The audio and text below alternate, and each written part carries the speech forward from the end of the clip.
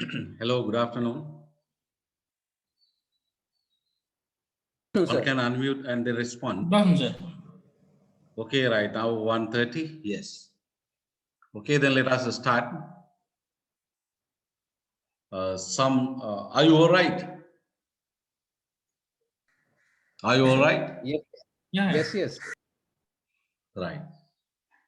Okay, then today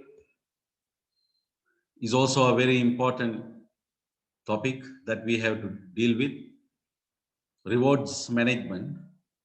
But this is a very broad topic because it involves three major dimensions or three really specific functions of HRA.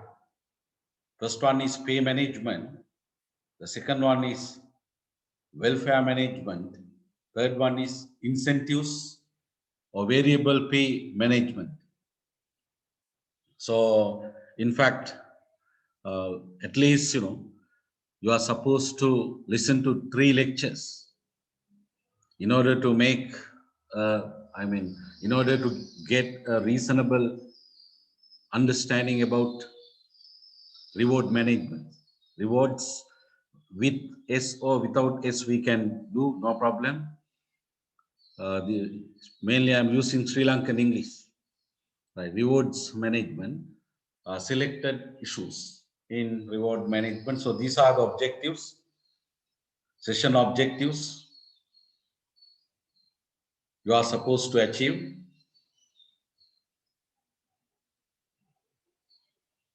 Understand equity issue in pay management. Then know job evaluation by point system. Do a job evaluation correctly. Describe challenges of pay management. So from first objective to fourth objective, we focus on pay management, and then objective numbered 5 focuses on welfare management. So therefore, I don't know, I don't think that the time allows me to discuss certain things about incentive management. So therefore, I think you can understand. I hope you can understand. Level best, I will try to cover the relevant things so that you will be able to achieve these 5 learning outcomes. First one, equity issue in pay management. Equity issue in pay management. So basically, what is pay? Pay may be labeled as a wage, or maybe labeled as a salary. Some companies they use the term wage. Some companies they use the term salary. Some companies they use both terms, wage or salary. Okay, so therefore, because this is an MBA level lecture, therefore I'm not going to discuss those basic things. Theoretically, there are differences between wage and salary, but the time doesn't permit. I hope you got that basic understanding. So many basic things I'm not going to cover because this is MBA level, even though this is a general course at the MBA level. So please refer to relevant textbooks if you want to get that basic understanding about basic principles, especially related to concepts. Right. So then everybody knows that there is something called pay. There is something called pay, that may be wage or that may be salary. So let me use this word, pay. Then what is fair pay? So in pay management, we have to develop a system that is a system of pay that is fair. So this adjective is very, very important when it comes to pay management. So it is a pay that ensures equity. So think of now your salary. I hope that you are an employee in an organization, or you may be an entrepreneur. But anyway, if you are an entrepreneur, you may have certain employees under you, and then you will have to pay, you will have to give a pay, or you will have to pay a salary. You will have to pay a salary to each employee. So therefore, this pay, under pay management, we are supposed to develop a system of pay that is fair. Then we have to implement that system, and then we have to maintain continuously that system. So therefore, all the activities involving development of a fair pay system and maintenance of that system, and yes, before that, implementation of that system and then maintenance of that system can be referred to as pay management. So all the activities. So let me give again a clear definition from my memory, right? Uh, Pay management includes all the activities involved in developing, implementing, and maintaining continuously a system of pay that is fair. That is fair. And then what is this equity? What is this equity? Simply, it is the degree of reasonableness. It is the degree of reasonableness. There are 4 types of equity that you should know: primary equity, internal equity, external equity, and inputs equity. Let us go to the first one, primary equity. So, what is this? So, I have given the definition. Simple definition: primary equity refers to degree to which pay is capable of meeting primary needs of the employee. So think of your salary. So then, does your salary have the capability of meeting your primary needs? If it has, then your pay possesses primary equity. If it doesn't, that means if your salary is not sufficient to meet your primary needs, then of course your salary doesn't have primary equity, doesn't have primary equity. That's a serious problem, really. So, what are the primary needs of an employee? Physiological needs such as food, water, clothes, and shelter. So, you have to, it is essential for you to meet these primary needs. Otherwise, you can't live, you can't come to work, you can't do a job. So, therefore, you must survive first. So, therefore, these are survival needs, your survival needs. You have to make sure that you exist. You exist. So therefore, it is mandatory that you have to achieve. You achieve primary needs. You meet primary needs. Therefore, if there is an organization which gives a pay that doesn't have a sufficient amount of primary equity, there will be a serious problem. So even according to labor law, that type of organization should not exist. Really, we have to dissolve such organizations which can't give salaries which have primary equity. Primary equity. To that extent, this concept is very, very important. Okay, all right. Then internal equity. This is this is really a more difficult concept to understand. But the way I am teaching, I hope you will be able to get it. Perhaps there may be some employees who have, some students who have already obtained that understanding. Then you can refresh your understanding. Internal equity is what? That's the degree to which the pay is related to the relative worth of jobs. There is something called relative worth of jobs.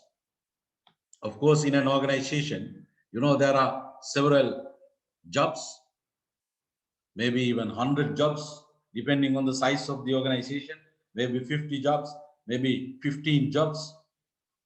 In a small business organization, maybe 10 jobs. So then relative worth of every job. There's a concept called relative worth of every job. You must be familiar with this concept. So therefore, what is internal equity? That's the extent to which your salary is related to the relative worth of jobs. Similar pays must be paid for similar jobs, and dissimilar pays must be paid for dissimilar jobs. So normally in original English, we don't use S for pay, But anyway, this is Sri Lankan English. Even now there are unique, ways of using English in certain countries, including India, South Africa. I hope you know. So therefore, this is Sri Lankan way. Don't worry. So similar pays must be paid for similar jobs, and dissimilar pays must be paid for dissimilar jobs. And equal pays are to be given for equal jobs. So mainly there are three principles under internal equity. There are three. Okay, let me show you a figure, right?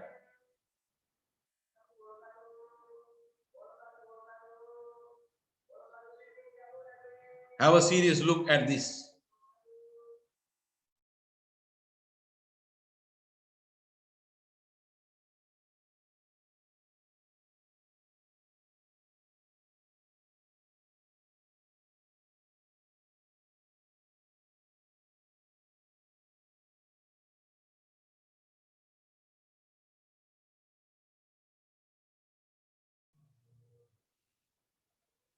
My handwriting, don't worry. I think you can read. Principles of relative internal equity. So this is indeed relative. So that's why there's another adjective, relative, internal equity. So three principles, specific principles under this concept. Equal pay for equal jobs, or equal pays for equal jobs. Then unequal pays for unequal jobs. That is second one. Then third one, inequality of pay should be equal to inequality of jobs. Can you understand? Equal pay for equal jobs. Similar pay for similar jobs. In other words, the second one, unequal pay for unequal jobs. Dissimilar pays for dissimilar jobs. Then third one, inequality of pays should be equal to inequality of jobs. In other words, differences of salaries should be equal to differences of jobs. Differences of jobs. Okay, then let me now explain the meaning further, describe and explain the meaning further. Okay, look at here. I have mentioned 4 jobs. Then draw your attention to this one, HR director, HR manager. And then we have finance director, finance manager. Finance manager. Okay, concentrate on these 2 jobs, HR manager and finance manager. Okay, then their salaries you can see 3 lakhs. Yes, rupees 3 lakhs, and then this one also 3 lakhs. 3 lakhs. Okay, these 2 jobs, assume these 2 jobs are equal. So similar in terms of responsibility, education, and other things. Assume. So we can, if we give 100 as the value for this job, we can give the same value for this job also. So therefore, similar salaries or equal pays for 3 lakhs and 3 lakhs for equal jobs. Equal jobs. HR director and finance director. Okay, the first principle. Then unequal pays for unequal jobs. Right? There are 4 jobs. Of course, they are not similar. These 2 jobs are similar, but okay, forget about now this job, finance manager. Draw your attention to these 3 jobs. HR executive, assistant HR manager, HR manager. These 3 jobs are dissimilar. These three jobs are dissimilar. So then unequal jobs. And then there should be unequal salaries. The second principle, unequal pays for unequal jobs. Unequal pays for unequal jobs. Right. So you can see unequal pays. 75,000, 1,50,000, and 3 lakhs. Different salaries for different jobs. such as HR executive, assistant human resource manager, and HR manager. Okay, that's the meaning of second principle by an example. Okay, then inequality of pay should be equal to inequality of jobs. Be serious to understand the meaning of this specific principle under the concept relative internal equity. Inequality of pays should be equal to inequality of jobs. Right. Concentrate on these. Consider these three jobs. They are dissimilar, not equal. Right. Then the value. Assume the value of this job, relative worth of this job is 4. Then as far as this job is concerned, relative worth is 2/4. That means 50% compared with this one. And then the relative worth of HR, the job of HR executive is 1/4, 25%. Compared with this one, I assume that is 100%. Okay, so then, right, this is a quarter, yes. The value of this one is a quarter. The value of this one is a half. The value of this one is full. Right. So now, good unequal jobs. For unequal jobs, there should be unequal salaries. Then the inequality of pays should be equal to inequality of jobs. Right. Now, look at this one, 3 lakhs. The value of this job, that is human resource manager, is 4. Then this one is half. So that means the relative worth of this job, is greater than that of this job by 2 times. In other words, this job is more important than this job by 2 times. Then this job, okay, if you take this job, yes, the job of human resource manager, relative worth of that job is greater than that of this job, HR executive, by 4 times. In other words, the job of human resource manager is more important than the job of HR executive by 4 times. Then you can see the differences of pay. If we pay 3 lakhs for this, then for this job we have to pay 1,50,000 rupees. Because this HR job, or because this job is a quarter of this job, then we have to pay a quarter of the pay being paid by the organization for this job. That is 75,000. The quarter of 1/4 of 3 lakhs is 75,000. All right. This is the meaning of the third specific principle.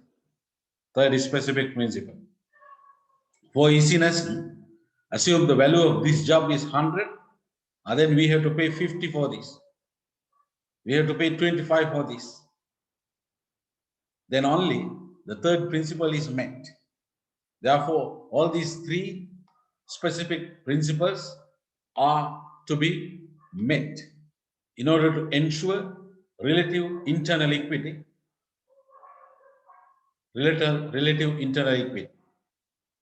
Then my question is, how do you know in practice inequality of jobs? How do you know? These values, how do you know? 4, 2/4, and 1/4. How do you know? There is a method called job evaluation, or there is a strategy called, or there is a work called job evaluation. So we have to do job evaluation in order to know relative worth of every job. relative worth of every job.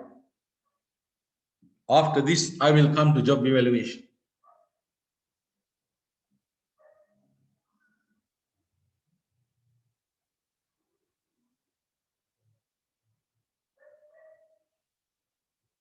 Okay, all right. Any questions you can raise, no problem. External equity.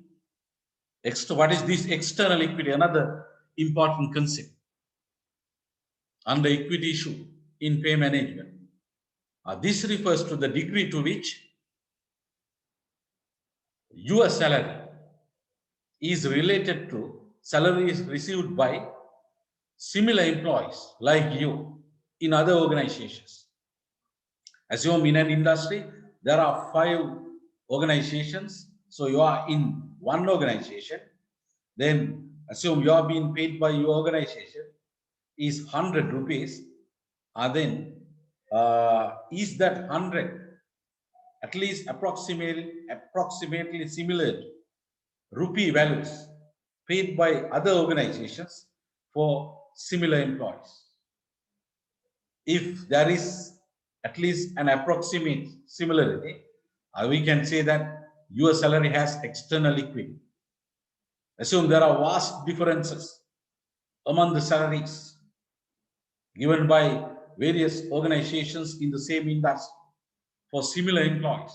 Similar means if you are an accountant, then we have to consider accountants in other organizations also. Job of accountant, then we have to consider the job of accountant in every organization.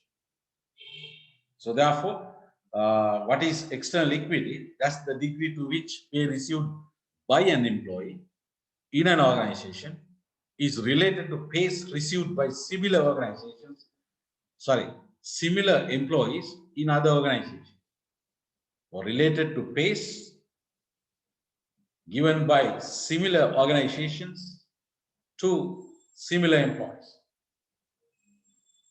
Okay, now let me take another figure.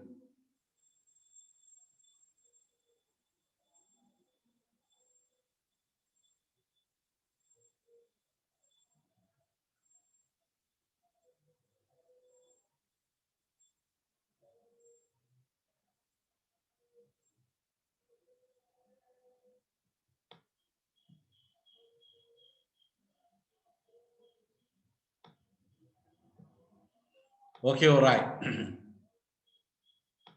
Have a serious look at this picture. Relative external equity. There are 5 employees. You are seeing. Now observe. You are supposed to observe and describe what you are observing. One description, there are 5 employees. It seems to be the relevant job is another description. Relevant job is production assistant. Another description,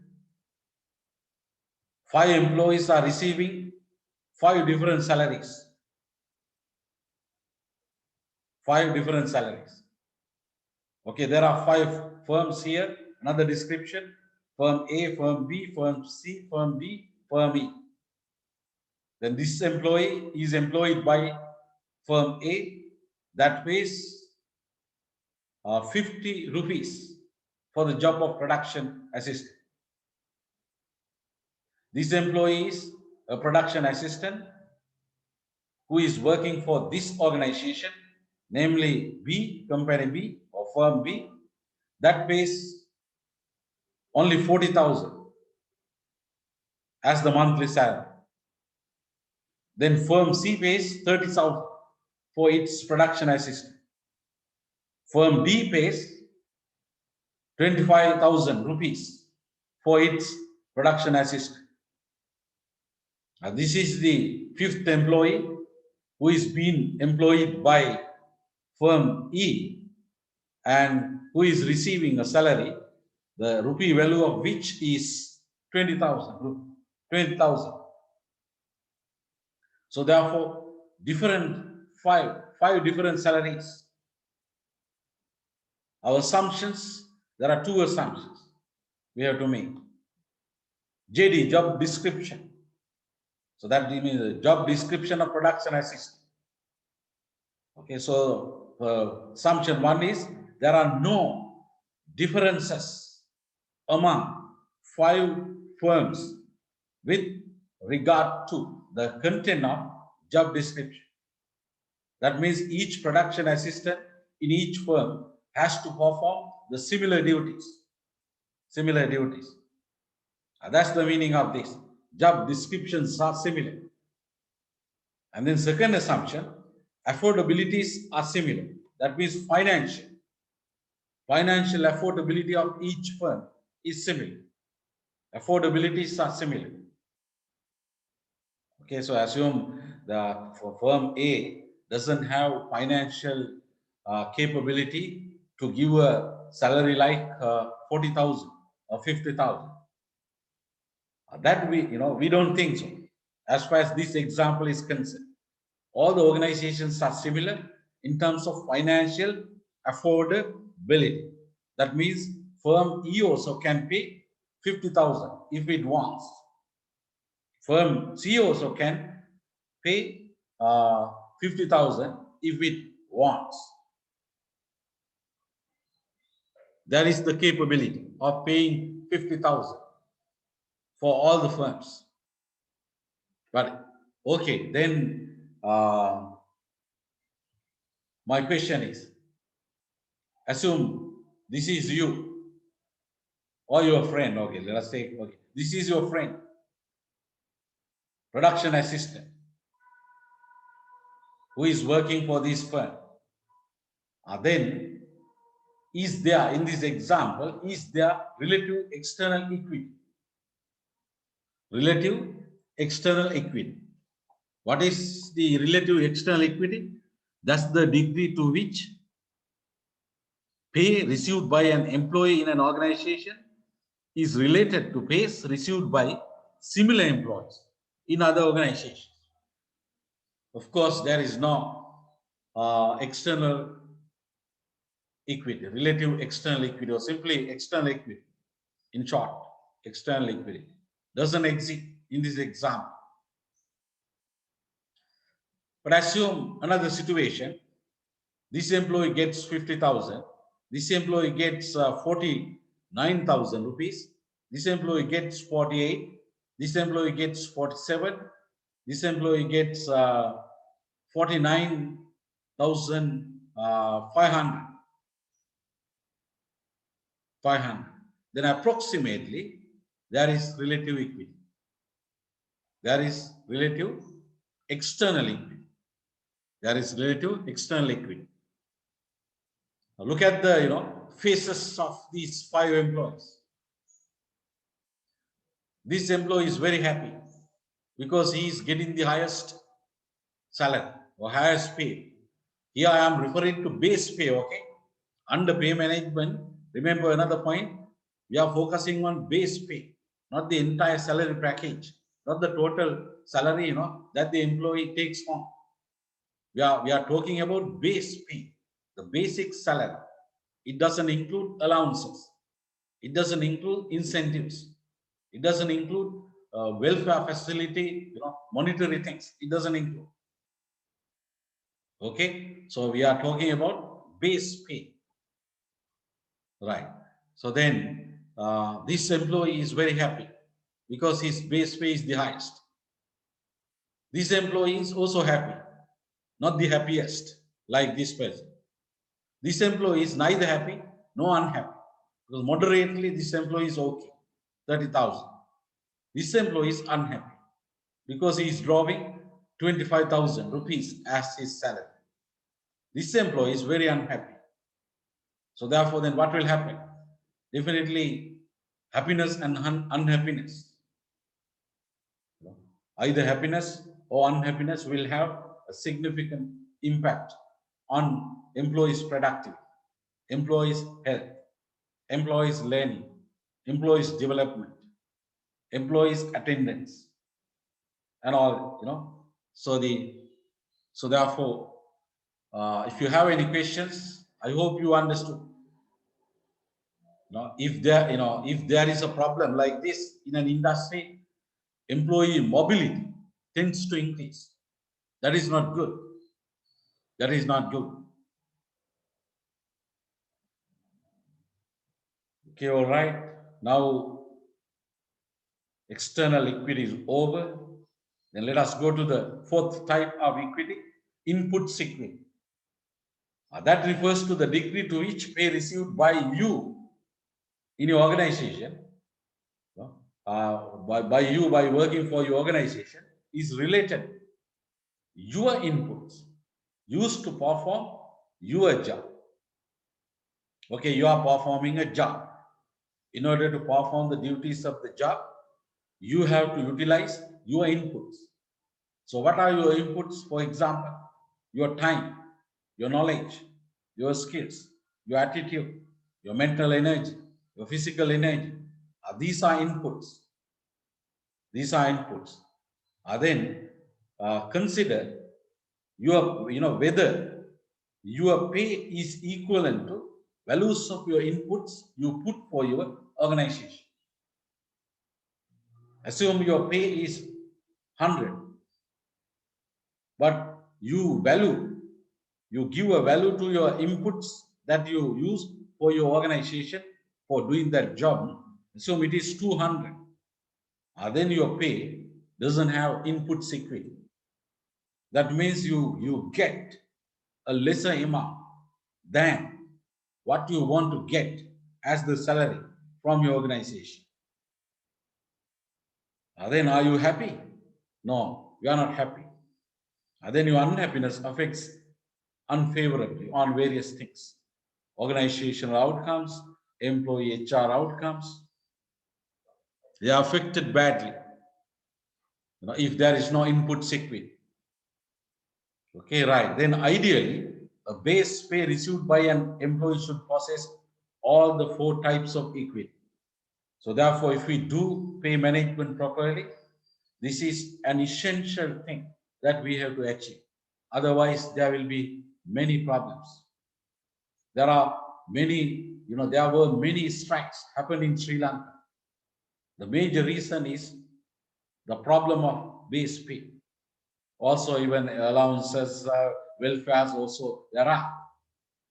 Okay, the reward issues. In general, the main issue for industrial actions occurred in Sri Lanka. Main reason. So if employees are not happy because the pay doesn't have these four equities, okay, have a look, four types of equity. If one is missing, problematic. It's a great thing that the pay of the employee possesses all the four types in an adequate way, ideally in a high way, at least in an adequate amount. Otherwise, problems, especially employee pay dissatisfaction. So I'm going to use a model developed by Professor Lawler many years ago, but it's still useful. This is called Lawler's model of pay dissatisfaction. Here is that model, Lawler's model of consequences of pay dissatisfaction. You can see here pay dissatisfaction. If there is pay dissatisfaction, what will happen to, according to research studies done by this professor? Lower attractiveness of job. Job is not attractive because the pay given for that job is at low level. At low level, job is not attractive by to qualified people.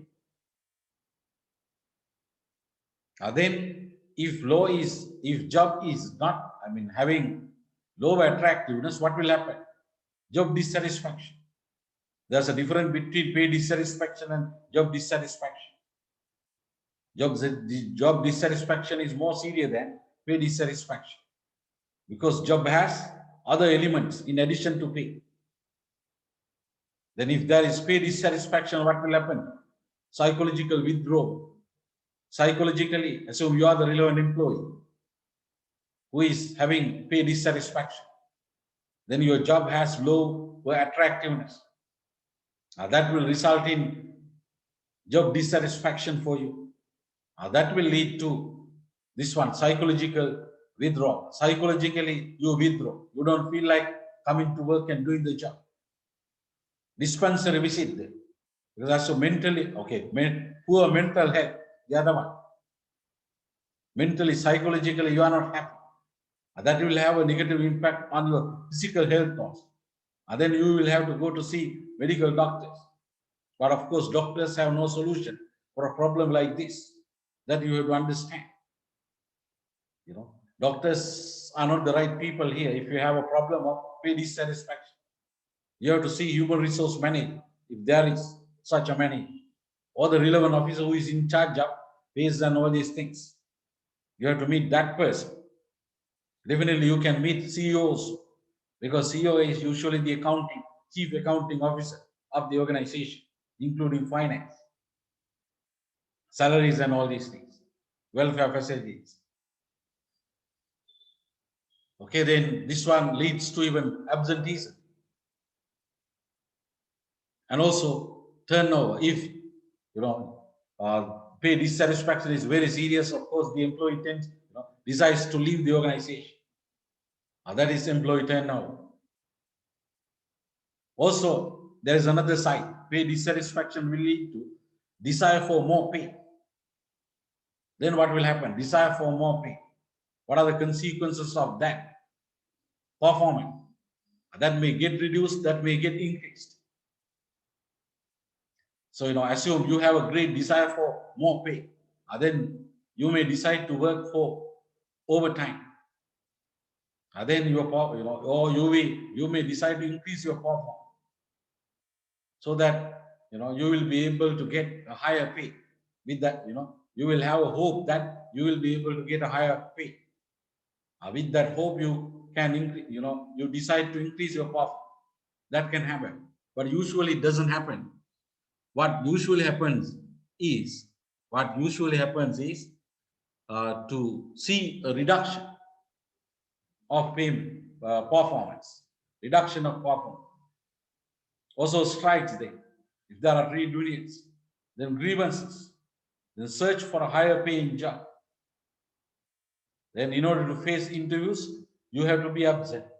You have to be absent to the current job. That's why absenteeism. Then assume you got a better job, then you will leave. Then turnover happens. This is enough. Our time is limited. Right. Then now pay management process, which I'm not going to detail. But because you are supposed to learn job evaluation seriously by point system, I will give this overview also. Pay management process. Indeed, it is a complex phenomenon. We have no time to discuss each step. According to this model, you can see there are 5 steps coming under pay management. The first one is job evaluation, second one pay survey, third one job pricing, and step 5, adjustment of individual pays, considering merits of the employees, seniority of the employees, and other things of the employees. And then monitor and update the pay system. Once we develop the pay system, it is not going to be unchanged forever because of changes, especially cost of living, trade union demands, changes relating to supply and demand of the labor. We will have to make certain changes. That's why monitoring and updating, we have to do the pay system. Any system needs to be monitored and updated. Okay, all right. Then let us take this one. Because of the time limitation, I have selected this issue. Job evaluation, not this one or the others. Job evaluation. Because this is the first step. If we do this step in a wrong way, then the entire pay management process is going to be wrong. Right, job evaluation. What is this? This is not performance evaluation. Employee performance evaluation is totally different from job evaluation. Under employee performance evaluation, we evaluate effectiveness and efficiency of the particular employee or particular team of employees within a particular period of time. But under job evaluation, what we evaluate is all the jobs available within the organization, because we want to know the relative value of every job for pay management purpose. Pay management purpose. So therefore, job evaluation is indeed a systematic process that determines the relative worth of every job available within an organization. So look at this definition. It's a systematic process of determining the relative worth of jobs, indeed all the jobs available within the organization. It's a formal one, systematic one. Informally also we can do that, but formal one is better indeed than informal one. Then what is the purpose of job evaluation? That is to ensure primary, not primary equity, relative internal equity. Can you remember? Relative internal equity. Okay, again, go to this figure. What are the main strategies that an organization has to adopt in order to ensure each type of equity? Each type of equity. Let us take this one, internal equity. We have to do job evaluation. Therefore, purpose of job evaluation is to ensure internal equity. All the salaries given by the organization have internal equity. To ensure that, that's the purpose of job evaluation. Then external equity, that's the purpose of pay survey. This one, pay survey. What is the purpose of pay survey? That is to ensure external equity. External equity. Then primary equity. How do you ensure primary equity? What is the main strategy? By doing a cost, we have to know cost of living of the employees.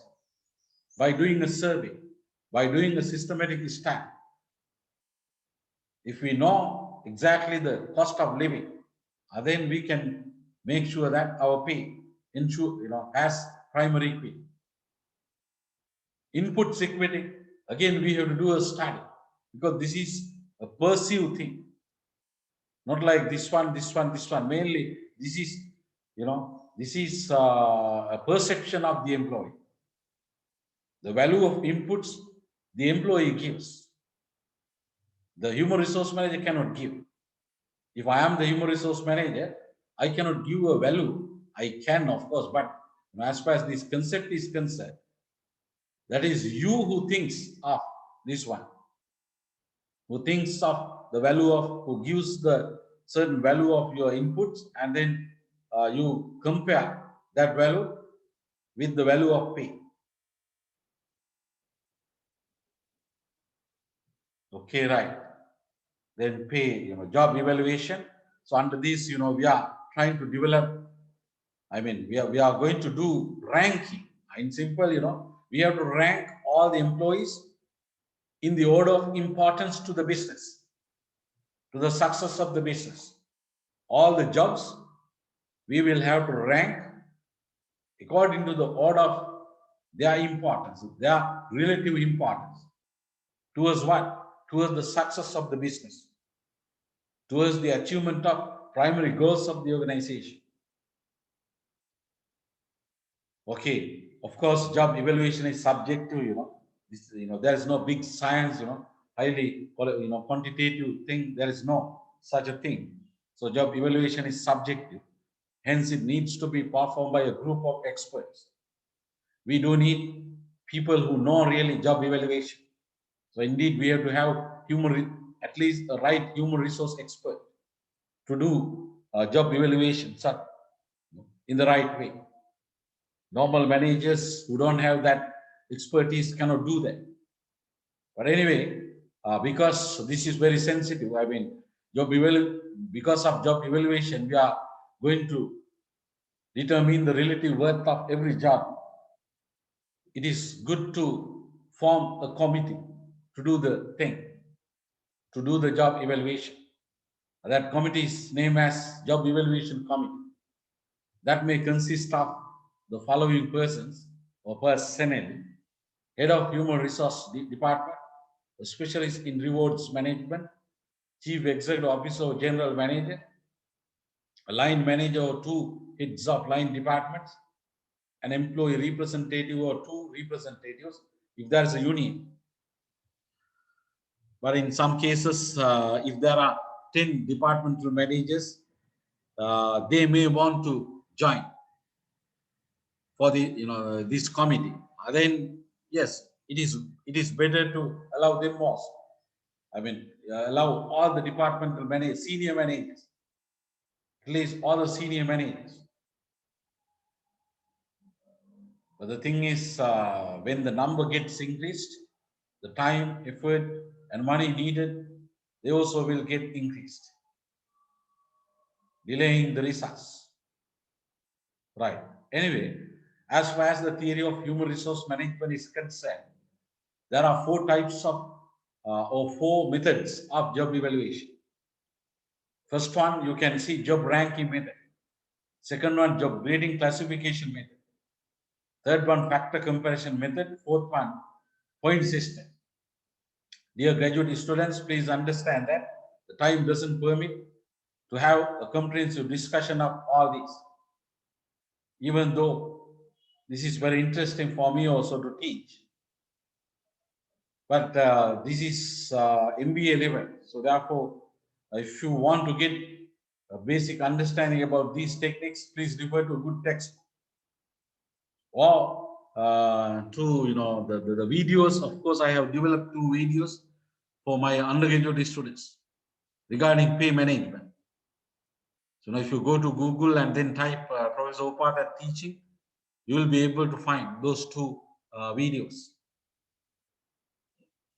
Right. So then here, also these, 2 techniques, first and second, they are considered as or classified as qualitative methods of job evaluation. These 2 are classified as quantitative methods of job evaluation. As far as these 4 methods are concerned, the most popular and the comprehensive one is point system. There are some companies, they have developed their own specifications. I mean, specialized point systems. They're giving different labels for such systems. One example, K plan. Right. Now be ready to learn point system, job evaluation by point system.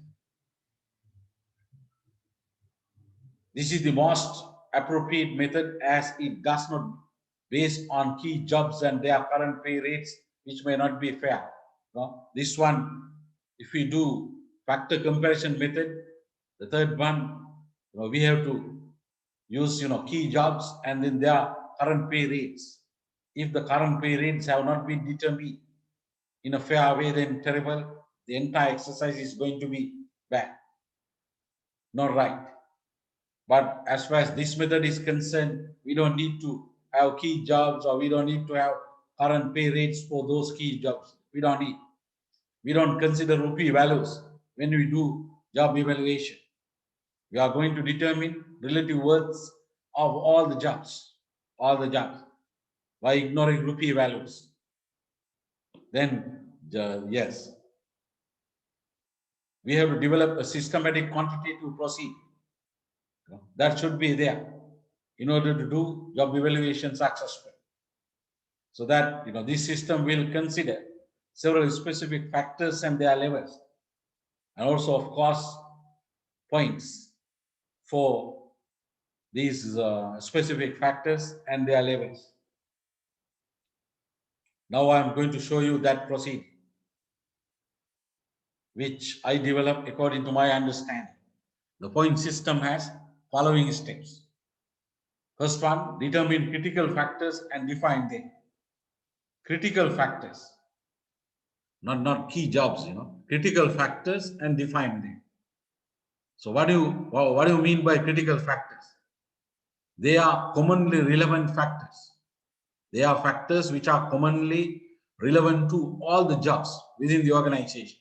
We should not get one, we should not get a factor like, okay, authority for issuing checks.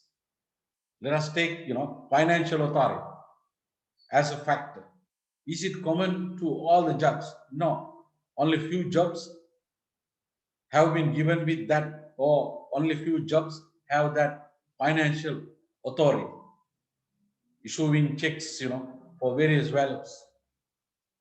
Many jobs don't have that financial authority, especially non-manager jobs don't have that authority at all, generally in organizations. So therefore, that's not a critical factor. We should not get, certain factors as critical factors if they are relevant only to few jobs. Therefore, we have to consider factors which are common to all the jobs. Right? Let me give more popular factors like responsibility examples. Responsibility, then competence, because to do any job there should be competence. The responsibility is there, usually relevant. Then effort is there, physical effort, mental effort. Then working conditions are there. Usually these four factors are considered. So of course, when I was developing this procedure, so I read certain materials, including what the US government has done, Canadian government has done. So they also use these four factors. So I must say that Sri Lankan government has never done an exercise of this nature. It's not my problem, it is their problem. I am a university professor. Okay, right. Then my problem is to give the right understanding to you about these things. Right. Break critical, okay, then the second step is break critical factors down into subcritical factors and then define them. Okay, these are critical factors. Competence is a critical factor. Then these are subcritical factors coming under competence. The responsibility, have a serious look. Subcritical factors, there are four in my example. Then effort, there are two subcritical factors. Then there are two subcritical factors of the critical factor, that is working conditions. Working conditions. And then of course we have to define. What is education? We have to define it. If there are 5 people in the job evaluation committee, each person must understand all these things in the same way. Otherwise, problems. Evaluation is not going to be accurate. Generally, job evaluation is a subjective one. But at our level best, we should do it in an objective way. We have to do job evaluation by using point system, which is a quantitative method, as objective as possible. Right. Then the third step, okay, go to this exhibit. Before that, go to this exhibit 13.3. Then you will be able to see definitions for subcritical factors. You can see. And then let me do this one also. Determine levels of factors. Then for each subcritical factor, we have to determine levels. Like, performance evaluation criteria, can you remember? Under performance management, performance evaluation. Excellent, A, B, C, D, likewise, different levels. Excellent, good, average, moderate, poor. So likewise, different levels we have to develop here. Mental, for example, very high level, then high level, then moderate level, then low level, then very low level. So likewise, unpleasant conditions, very high, low. So likewise, we have to develop, determine levels of factors. Okay, now go to exhibit 13.3 for levels and definitions. Have a serious look. So I can remember, in the past, there was the senior human resource manager, and who told me that, who purchased my book only because of this exam. He was seriously interested in this exam. Okay, you can refer to several foreign books and then you can try. But I am pretty sure that this example is very good. Therefore, be serious. Definitions of subcritical factors and levels. So, you are, as far as you are concerned, you got to a certain extent this material free as a learning material. Definitions of subcritical factors and levels. Education. See the definition. The knowledge, attitudes, and skills obtained through formal and systematic study. That's the definition. Everyone in the job evaluation committee has to get that definition. Further, the minimum education level required for the job. Easier to understand. And then level 1, that is O level, easy. Then level 2, GCE, A level. Then level 3, diploma. Level 4, degree or equivalent. Level 5, postgraduate degree. You can have 7 levels instead of 5 levels if the organization is a very large one, which is having many jobs. No problem. You can increase up to even 9, no problem. Even 10. But for easiness, I have taken only 5 levels. Generally, we can take 5 levels. Then experience, you can see the definition and the levels. Then training, responsibility, equipment and materials. This one, in order to develop the definitions and levels, I use this one. Definitions of levels of the subcritical factor were adapted from Worth and Davis. The responsibility, safety of others. The responsibility, work of others. The responsibility, assist in training. The mental effort, physical effort, working conditions, unpleasant conditions, and then working conditions as such. All right. Then determine total points, allocate the points to factors and subcritical factors. In the traditional classroom, normally on the whiteboard, I do this exercise step by step, clearly I describe and explain, but through this Zoom, that is not possible. So therefore, you have to follow what I'm doing now. Determine total points, allocate the points to factors and sub-factors. If we do this one, there will be, okay, hello, yes, this one and the step 5, allocate points to level. Then we will have a table that is called points metric. Points metric. Look at this example. Points metric. Try to understand. If you can't understand, ask questions. Critical factors and subcritical factors, they are here.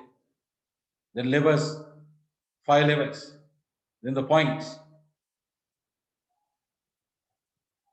First, what we have to do is, when we have to decide the amount of points, the total points. For this example, that is 1000. Total points are 1000. Okay, 1000. We can say points. We can use weights. We can use scores. Don't worry. Right. Then these 1,000 points will have to be allocated first among the critical factors. What are the critical factors? Competence, responsibility, effort, and working conditions. You can see here, if you go to this column, you can see how I have allocated 1,000 points. What should we do when we allocate? Of course, we have to consider relative importance of each critical factor towards the success of the business. So as far as this example is concerned, the most important critical factor is responsibility. That's why the highest points, 310, were given or have been given here, really. Then the next most important one is competence. That got 280 points. According to order of importance, the third one is effort, for which 250 points have been given. Then working conditions got 160 points. Okay, all right. Then what we have to do is, right, competent got 280. These 280 points will have to be allocated among these three subcritical factors. That allocation you can see here, the highest level, 110, 130, and 4. When we do this one also, again we have to consider. Now we should consider only these subcritical factors and their relative importance we have to judge. Accordingly, we have to give marks. We have to allocate these 280. So as far as this allocation is concerned, I must say that experience is the most important. That's why 130 points were given. The next, education, then training. You may not agree with me. You may not agree with my allocation. My allocation is the general one. If you don't agree with my allocation, then you must have acceptable reasons. You must have acceptable reasons. Otherwise, I can accept your weighting, your scoring.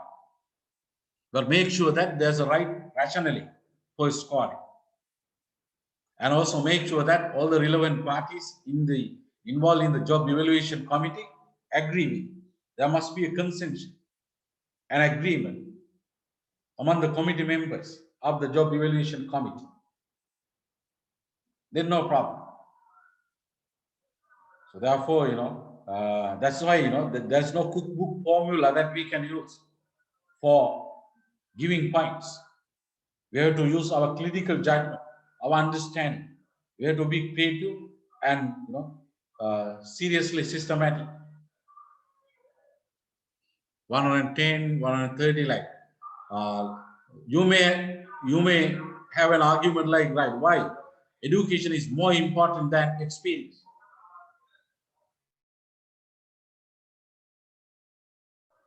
Education is more important than experience. But later you will realize, dear graduate students, indeed education is very, very important. There's no doubt that, from an absolute sense, there's no any doubt, there's no argument against that. What is that? The education is very, very important. But anyway, relatively, in a business organization, you will realize one day experience is more important than education. One day you will realize, if you are a very matured person, of course, already you must have realized that. If you are a right employee who is a matured one, experience is more important than education to achieve really the success. Even the success of your personal life, experience is more important than education. Don't misunderstand. Right. So then maybe, you can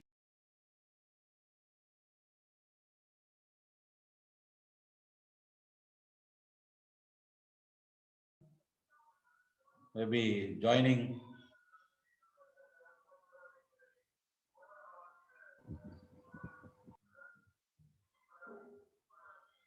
Okay, I think you can see now. When late comers join, I think there are technical problems. I hope now you are okay. You can see the thing. Yes, sir. Right. Yes, sir. Yeah. Yes, sir. We can see the screen. Because when late comers join, I have experienced that, because now I have done Zoom lectures, I think more than now 100, or if not, if my memory is not right, definitely more than 70 something. Yes. Then okay, all right. Then education training. You can you can give equal points, no problem, for education and experience. Then 115 something. Okay, right. You can understand the responsibility. Okay, look at what is the most important subcritical factor as far as the critical factor responsibility is concerned. The most important one is work of others. That's why it got 100. Then safety of others, equipment and materials were the same.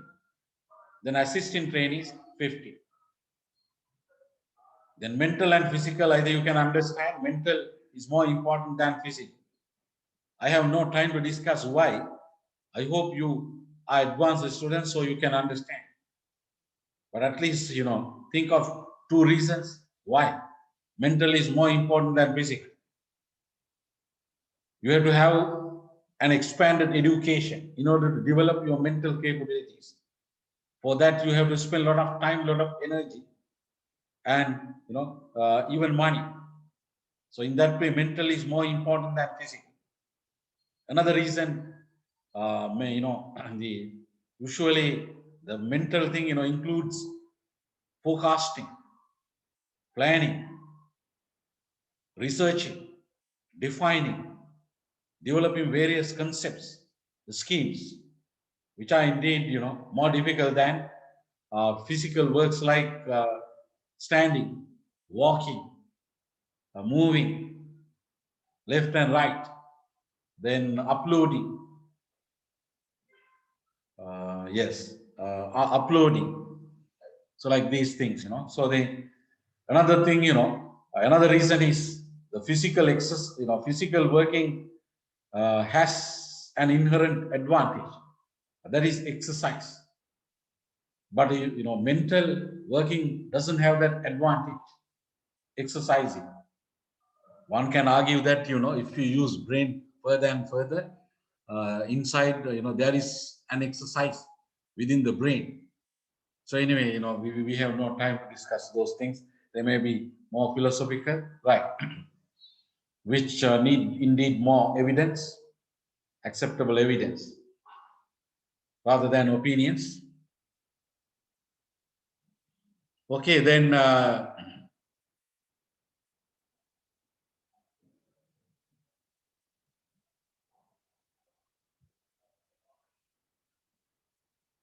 advantage. Okay, before that, right? Then step 5, allocate points to level. Then step 5, 6. Okay. 5 discussed just now. Then develop the point manual. Point manual, you have to develop a point manual that has definitions of critical factors, definitions of subcritical factors, and then levers, and then their definitions, then points, metric, and other rules and regulations. Then, of course, evaluate each job. Then, by using the relevant information, we have to evaluate each job. That happens under this step, that is evaluating each job. For evaluating each job, we have to use a sheet called factor analysis sheet. If there are 50 jobs, there must be 50 sheets that we have to complete. We have to complete. So this is an example of factor analysis sheet. Pooja and Prabhat Company Limited. So job title and number, date of evaluation, name of the evaluators, then the factor, relevant level, points. Right. Then you can see here I have mentioned advantages and also disadvantages. Indeed, the number of advantages exceeds the number of disadvantages. That's why this is the most accurate method of job evaluation. It remains relatively stable over time, even according to observation made by Professor Stone and Professor Mer in 1983, still valid, unlike the factor comparison method. So like, okay, these things you can read, no problem. Then job evaluation. Now, okay, let me finish these things and then I will do an exercise. We have to do that. Job evaluation principles. These are the principles. Evaluation is about the job, not about the job holder or employer. And sufficient number of factors, at least 4 factors in that example. You can remember 5 factors. Don't take many factors. Then the work exercise will be very comprehensive, laborious, cumbersome. The factors which are considered for evaluation must be possible to define and describe clearly. Highly subjective factors don't take. The method of evaluation has purposes, of course, we have to communicate to all the relevant people concerned. Then the participation can be allowed here. If there are trade unions also, we can get their support, their ideas. Otherwise, later industrial problems. Of course, better to have several experts and managers involved in job evaluation. Don't give this exercise to only one person, even though that person is, maybe assume that person is a real expert in HR. But usually it is not good to give the authority of doing this one to only one person. Delegation of this work to only one person is not appropriate. Because ultimately, salaries are going to be determined on relative worth of jobs. So therefore, this exercise is sensitive and very important to everyone concerned. Okay, then job evaluation process. So these are the steps. Look at this figure. So if you read, you will be able to understand. This is one model of doing that in practice. First, appointment of job evaluation committee. Make sure write paper. Then examination of job evaluation, job analysis information.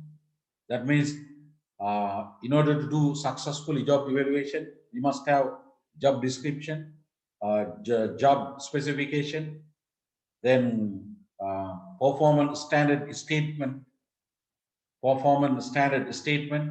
Those documents, official documents are needed before doing a job evaluation. If there are no such documents available, then first we have to do job analysis. Then we have to prepare JDJS statement of performance evaluation standards for every job. Then only we will be able to do job evaluation. Then decide JE method. I mentioned that there are 4 methods available: job ranking method, job classification method, factor comparison method, and point system. But obviously, it is clear the answer for this question. What is the question? Among the 4 methods, which one is the best? There's clear answer, that is point system. So therefore, here you can decide to use point system. Then job evaluation, you have to do actually, and then ranking jobs. The result will be, yes, of course, a hierarchy of jobs arranged in terms of importance toward the success of the business. Now, let us do an exercise. Go to this skill builder.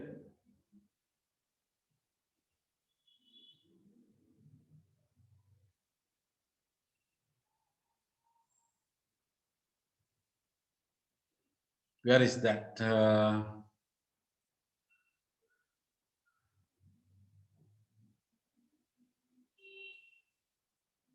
This one, yes. Now, dear graduate students, please draw your attention to this one, skill builder. Purpose of this skill builder is to direct you to do a job evaluation relating to 3 jobs, but here assume only 1 job, okay? For easiness, only 1 job, so that you can improve your skills in job evaluation. Hopefully you got the knowledge. Further, of course, by reading further, we will have to improve that knowledge. And this is skill part.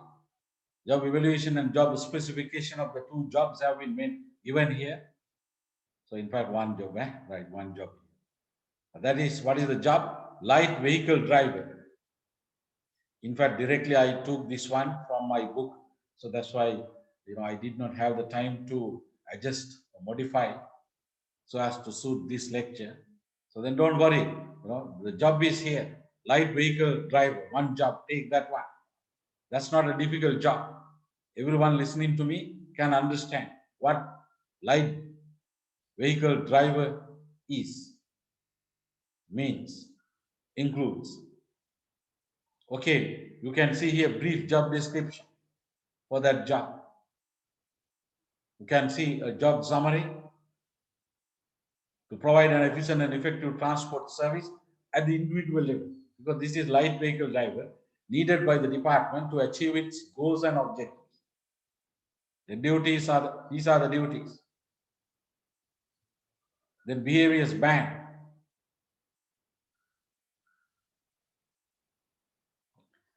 Of course, without, even if you are very intelligent, practically, without reading this job specification, you have a good idea about the job of light vehicle driver. But anyway, those who don't or even have, right, our problem is time. Now, use this one, this factor analysis sheet. Now you are supposed to complete this factor analysis sheet for the job of light vehicle driver.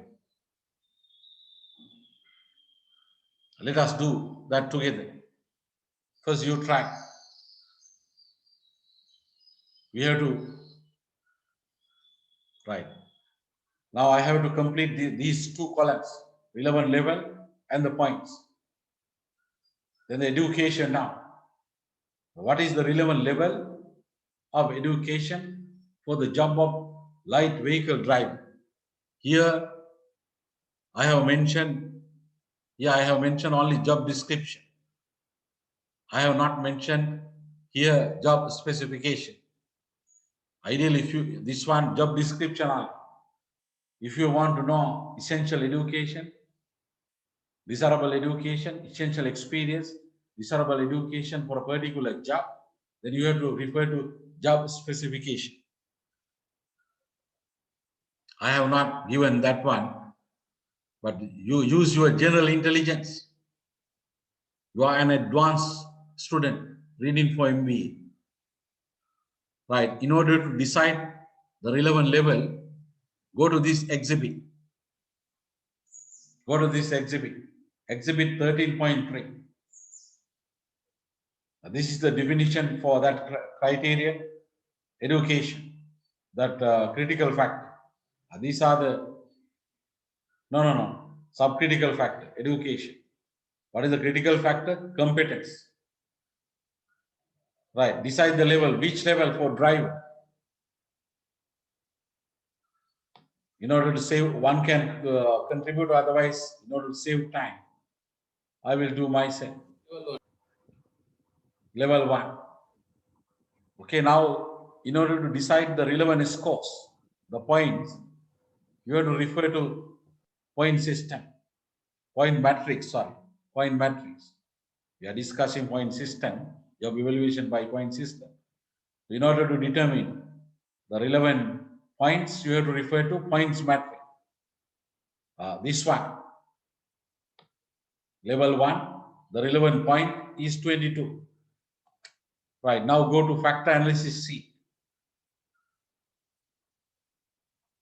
Relevant level is 1. Relevant level is 1. Then the relevant points, 22. Now go to experience. So what is the relevant level? In order to determine the relevant level, you have to refer to this exhibit, 13.3. Experience here. A minimum of 1 year? Not really. This is light vehicle driver, within 1 month we can do that. So that's why if there are several levels, like 10 levels, then we can have, less than 3 months, then 3 months and up to 4 months or 5 months, then more than 5 months up to, so likewise you can increase the different levels. Right now, according to our example, we have only 5 levels. So therefore, don't think more than 5. Right, relevant level is this. In order to determine the relevant points, you have to go to point matrix.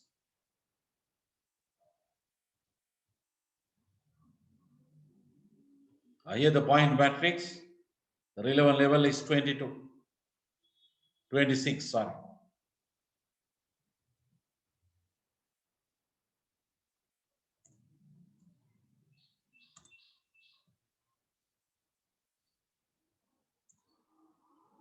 (26). Then the relevant training. Relevant training.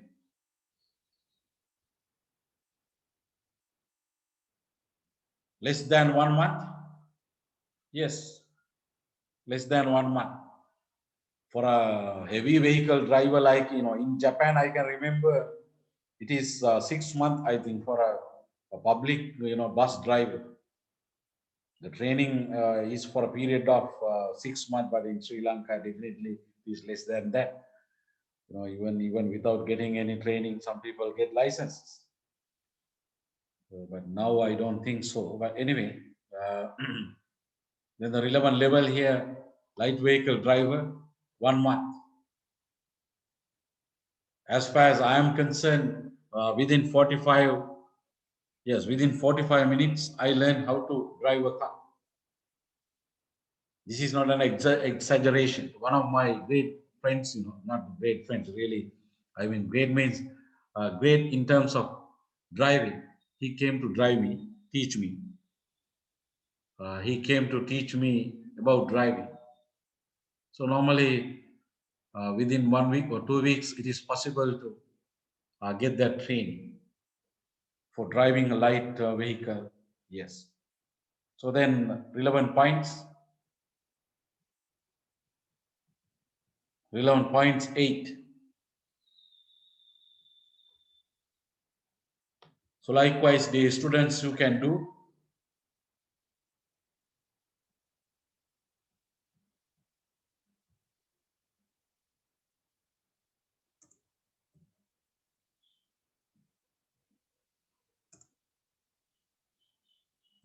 Eight. Okay, so likewise, can you do that? Then let me complete this one by myself. The responsibility, the later you can study, if you have doubts. Level 4. Here, let me say, 1. It's easy. So then equipment and material, level 4. The safety of others, level 2. Then work of others, level 1. Assistant trainees, level 1. Then the relevant points, 64, 32, 20, 10. Then effort,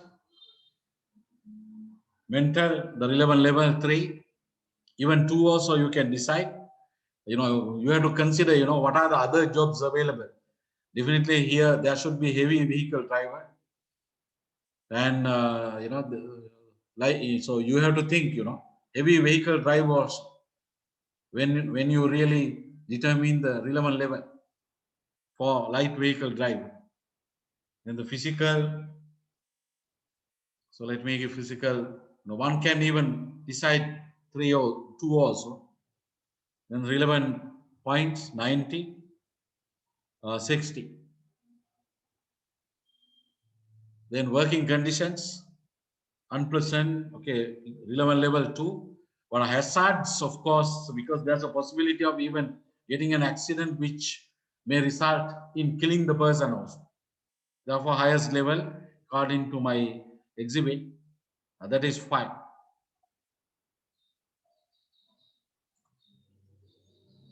Then 24 and 100. Can I get the total? So let me give the total 456. 456. My total is 456. Okay, all right, don't worry. So this one, okay, you can do that and then determine the values. 456, 450, some is okay. This is called what? What do we call for this value? That's the relative worth of the job. What is the job? The light vehicle driver. Likewise, we can take the job of supervisor, production supervisor, job of sales manager, job of sales representative, job of finance manager, job of chief executive officer. So likewise, we can do same scheme we can use. If there are many jobs, then 2 schemes can be used. Okay, dear students, I think this is enough for this part, theory part. Now let us go to challenges of pay management. Challenges of pay management. The second issue now. So what is the topic? Selected issues in rewards management. The thing that we have done just now is the first issue, that is equity issue in pay management, and then the second issue, job evaluation by point method. That also done. That also was done. And now the third issue, indeed, yes, challenges of pay management. Of course, doing pay management is not an easy thing. There can be many problems when you do pay management. There are such things called, challenges. They really affect pay management. So challenges give implications, which may cause human resource managers and relevant managers to make further adjustments to employee pays. Normally, after doing evaluation, we determine relative worths of jobs. Then we have to do the second step of pay management, that is pay service. By doing pay service, we will be able to know rupee values for jobs. And then the third step, that is job pricing. Job pricing. So then by knowing, yes, this one, by knowing relative words from job evaluation and rupee values from pay survey, we can do job pricing. That means we have to introduce a value in terms of rupees for every job. That introducing act is called job pricing. When we do job pricing, after doing job pricing, we will get as a result a hierarchy of jobs in rupee values. In rupee values, we can arrange all the jobs in the order of rupee values. Then adjustments and individual pays and all these. Individual pays, we have to consider merit, seniority, and other things when we decide the individual pay. And then okay, right. So then we came to the discussion of challenges of pay management. So then we will nicely theoretically, by using that type of process, we can decide salaries for all the jobs. But unfortunately, practically, there are challenges which will adjust, revise these theoretical rupee values. Theoretically, or by following, by doing job evaluation, pay survey, job pricing, theoretically, we can decide rupee values for every job. Please, understand, I have no time to deal with all these things. Okay, then, so we can decide rupee values theoretically. But after deciding rupee values, there may be challenges which really concern certain rupee values, disturb, or change, have impacts on changing these theoretical values. What are these challenges? Those challenges, which have an impact on changing theoretical values, Now we are going to discuss under this issue. Okay, have a look have a serious look at this figure. Have a serious look at, yes, this figure. There are 7 factors or challenges. Let me say there are 7 challenges there affecting pay management. Prevailing pay rates, union power, comparable worth, pay policies and adjustments, pay secrecy and pay openness, competency-based pay, elitism versus egalitarianism, which I will come. Yes, egalitarianism. Okay.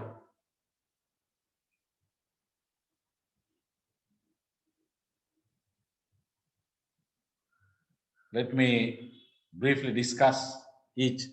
Prevailing wage or salary rates. So normally, right.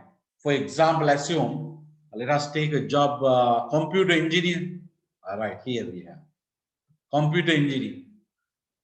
Assume after doing job evaluation and all these things, the theoretical value, the theoretical, right. This one will be a challenge. Some jobs will have to be paid more than, right, here. Some jobs, some jobs will have to be paid more than is indicated by their relative worth from job evaluation due to market forces. Easy to understand now. Due to market forces. Assume for computer assistant, by doing, after doing job evaluation and all our theoretical things, we have decided to pay computer engineers, assume 100. We have decided to pay 100. But really, by paying 100, we can't get computer engineers in the, because there's a shortage for computer engineers as well. There's a shortage. The demand for computer engineers is greater than that of the supply. That's the meaning of shortage of computer engineers in the labor market. Then what will happen? You can predict an increased pay. Then the prevailing way, some companies, they pay, instead of 100, they pay 150. Then our company also, assume we have done job evaluation and all these things, and we have decided to pay 100, but we can't pay 100. We have to pay more than 100 because of this shortage for the job computer engineers. Assume we want to get, if not the best job seekers for the job of computer engineers, at least we want to get good job seekers, good applicants. We don't need to get average or poor applicants, definitely. We have to get good applicants, if not the best applicants from the labor market to apply for the job vacancies of the computer engineers. So therefore, prevailing wage, salary rates problem. This is called, red circle jobs rate, which are far above the pay trend line. There is something called pay trend line. The time doesn't permit to discuss about this one. We can do, we can get point job evaluation values, and also we can get rupee values from the pay survey. Then we can do plotting, we can develop a figure, a graph, yes. And then by combining job values and rupee values came from pay surveys, we can develop a line called pay trend line. So therefore, these prevailing rates are, of course, which are higher than the above pay trend line. So they are labeled as red circle rates. Then union power. This is another challenge, easy to understand. Assume, ideally, for production assistant, we have to pay as the monthly salary 15,000 rupees. But because of the union, we are compelled to pay, assume, 20,000 rupees as the pay scale. That is possible. If the trade unions are more powerful, then the top managers will have to increase salaries, base pay. more than the theoretical value. Assume theoretically for the post of, yes, because of trade union, sometimes inflated. So I can remember there is one organization that pays, automatically salary increments because of the trade union demand. The trade union was so powerful that that organization, had to agree. The top management of the organization had to agree with the condition. What is that? Automatic salary increases, payment of automatic salary increments. That is a bad agreement, But anyway, I came to know one organization in Sri Lanka. That's also quite big organization. Because of political things and other things, some trade unions are very powerful. And then, if we are going to agree with trade union demands, then of course the salaries are inflated. They are not genuine salaries. How can I, this is through Zoom meeting, but let me give one or two examples. I know there is one state organization. The driver gets, the salary of the driver is nearly 75,000 rupees. But a graduate teacher in the government education system, that is significantly less than that. Even the salary paid to a graduate teacher who has a master's degree, also the salary is less than, that 75,000 rupees. That is pathetic, that is pathetic. But anyway, if there is a genuine reason for giving that that amount, as the salary for the driver, then we have to accept that. We have to accept that. Right. Okay, then this one again, some students may not understand, but hopefully the way I have, if you read the note and if you listen to me seriously, you will be able to open. Equal pay for work of equal value versus equal pay for equal work. Can you remember equal pay for equal work? You learned three specific principles under the concept of relative internal equity. Can you remember?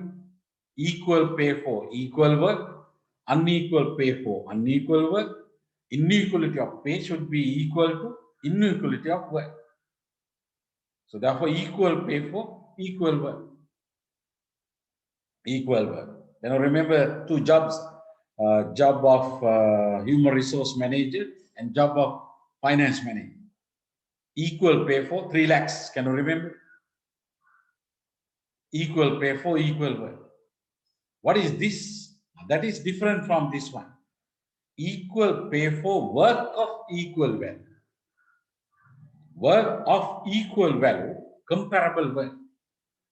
Here, here the job evaluation values, equal value, the work of equal value. Okay, go to these definitions. Equal pay for equal work is the idea that same pay should be given to two employees who do the same work. That's the meaning, equal pay for equal work. All right, here the same pay should be given to two employees who do the same job. Equal pay for work of equal value is the idea that jobs of the same relative work by getting identical point values from the job evaluation, though they differ by job title, should be equally paid. All right. Equal pay for equal work. Dear students, I think I made a mistake. Yes. Can you find my mistake? Equal pay for equal work is the idea that same pay should be given to two employees for. It's okay, it's okay because because of my own definitions really, because of my own definitions now, but this should be equally paid. The job of marketing manager, job of finance manager and job of marketing manager I took here.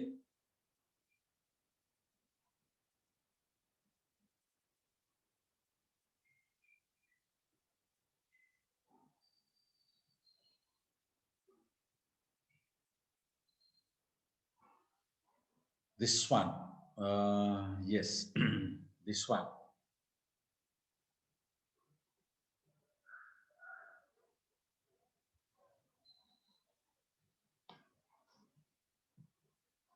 So in fact, this one, right, equal pay for, I think I have to, yes, it is good for me also. Because these definitions also I gave.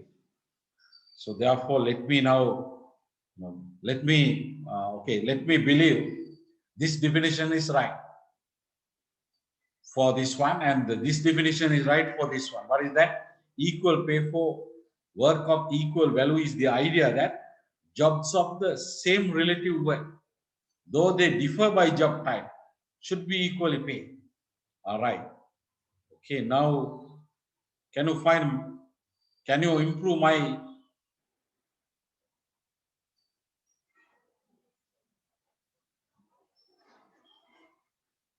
Okay, this figure. Can you improve?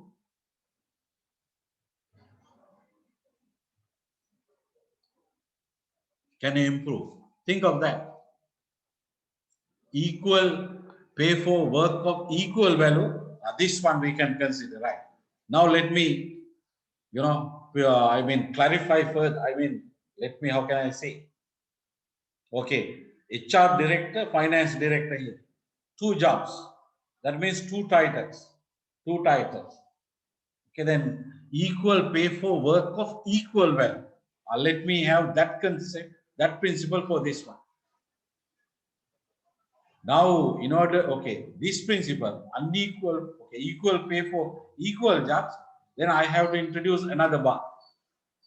Another bar called human resource manager again. Same job title, but there are two positions. There are two positions. Do you know that conceptually, there is a difference between a position and a job?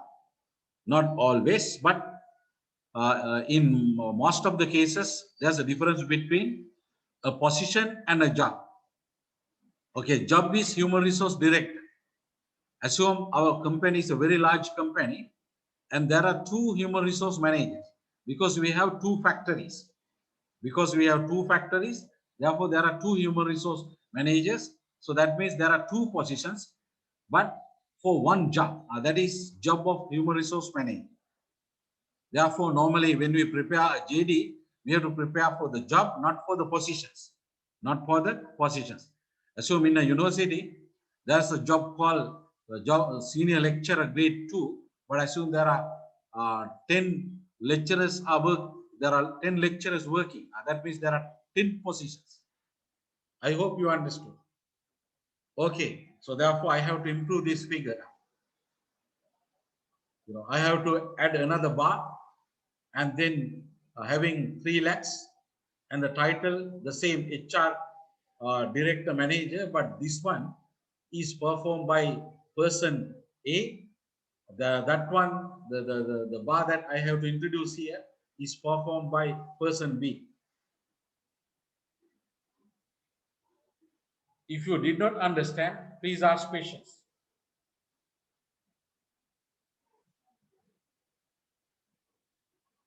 Right. So that's why, normally, this for the lecturing purpose, I develop that figure to give a better understanding for you, because some students from sentences, they don't, they may not understand fully. So that's why we give different figures, cases, sentences, different examples.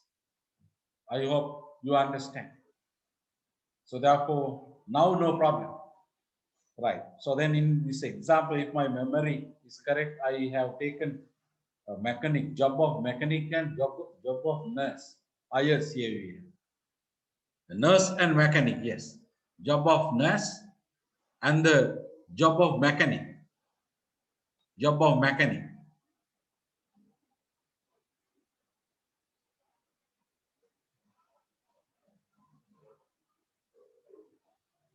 Right, by title, I mean, they are different.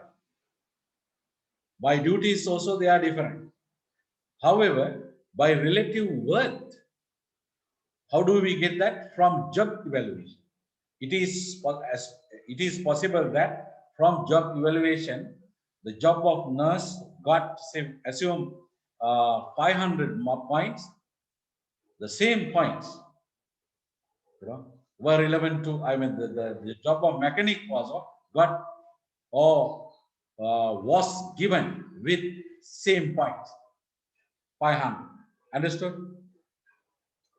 The job evaluators had to give 500 for the job of nurse, also 500 for the job of mechanic, by considering all the critical factors, subcritical factors, levers, and then the points for subcritical factors and the levers. Right. So then the theory of equal pay for work of equal value reduces or removes pay gaps differences so as to ensure fairness. However, this pay theory ignores marketplace realities, right? So then if two jobs get same points from the job evaluation, they become jobs of comparable value. All right? Comparable. Hence, same pay should be given to both nurse and mechanic unless seniority and merit differ.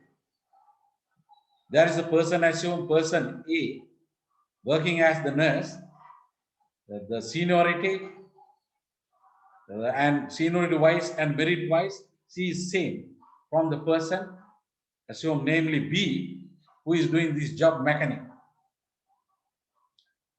Okay, there is no difference with regard to seniority for these two employees. One is a nurse, the other one is a mechanic, and also merit. And then the same pay we have to pay. Same pay we have to pay. But assume this this pay theory ignores the marketplace realities. If the nurses are paid, yes, 300 rupees, sorry, 30,000 per month, and mechanics are paid 40,000 according to market conditions, that is demand and supply. The comparable worth theory will require paying the nurses 40,000, even though the pay surveys indicate the market value to be 30,000. That is another thing. Then to pay the mechanics 30,000 is appropriate under the comparable worth theory, but impractical. Impractical. When their market rate is 40,000. Now, what should the organization do? If it wants to comply with the comparable worth doctrine, simply the theory, it may not be able to attract and retain a more capable, appropriate workforce. So in Sri Lanka, the comparable worth theory is not a legal requirement. In some countries, it is possible, in some countries, this is a legal requirement. In, if my memory is correct, in USA, in Canada, this is a legal requirement.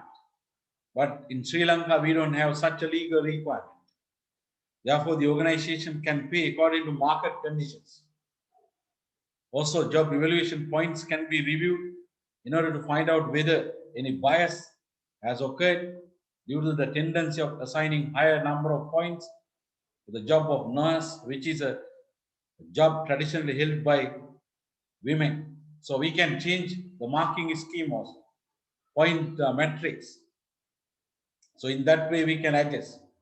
But anyway, what I wanted to tell is this is a challenge that can have implications when we manage pay, basic pay. Right, then wage and salary policies and adjustments. Another challenge, wage and salary policies and adjustments. So one policy is this one, to pay a premium above the prevailing pay rates is one policy that some organization may follow in order to attract, very high quality people. Then to pay non-union employees in some organizations, there may be a group of employees who become members of the trade union. There may be a group of employees who do not become. Then are we going to have different salaries for the different groups? For union members, one scheme. For non-union members, another system, another scheme. Are we going to have problems? Therefore, we have to have a policy decision.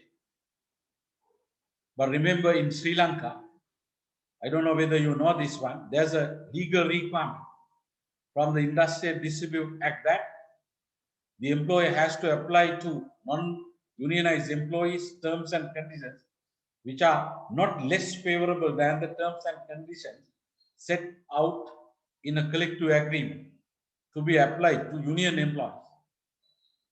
All right, if you don't understand now, listen to me in simple. Assume in our organization, there are employees who are members of a trade union. In the last year, in the last one, the top management and the union got together and made a collective agreement according to which the minimum salary for production employee is assumed 100. Minimum salary for production employee, minimum base salary for production employees 100.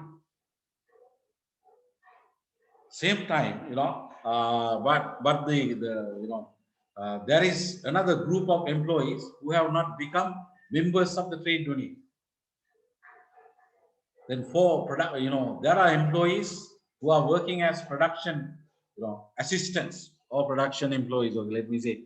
So what is the title I mentioned? Okay, production assistant. Okay, minimum salary 100. There is another group of employees who are working as production assistants, but they are not the members of the trade union. Their minimum salary is 80. Now, can you pay 80 for non-union members and 100 for union members? As far as Sri Lankan labor law, that is specifically Industrial Dispute Act is concerned, we can't do that. We have to pay 100 for non-union members also. Understood? However, there's a condition to be made. What is that condition? A provision. If there is a provision for discrimination, then no problem. We can have 80 for union, non-union members, 100 for union members. Otherwise, we can't. All right. Then pay secrecy, pay openness, that is another one. So what is pay secrecy? The act of not revealing pay information to employees of the organization. Assume information about your pay is not known by other employees. Other employees can't get information about your pay. You also can't get information about others' pays. That is called pay secrecy. Then pay openness. Anyone can get information about salaries, wages, received by anyone in the organization. You can know what I am getting. I can know what you are getting. That is possible under open pay system. But it's not possible under closed pay system. Now, which one are we going to have?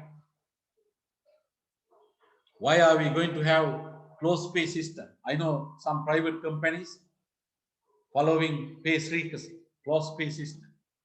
One main reason is this one, to avoid possible dissatisfaction, grievances and conflicts due to opening pay information.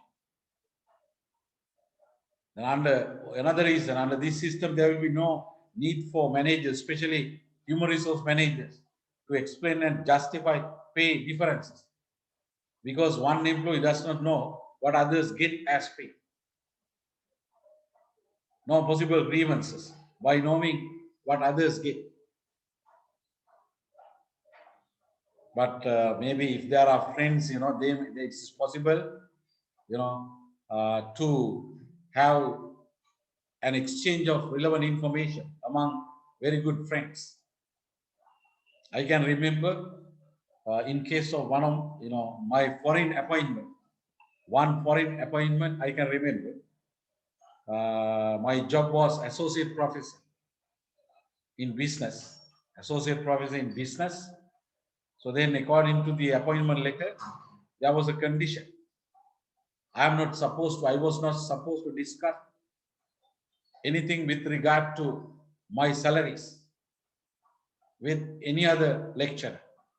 That was a condition in my letter of appointment, because that university was following a closed pay system. Closed pay system.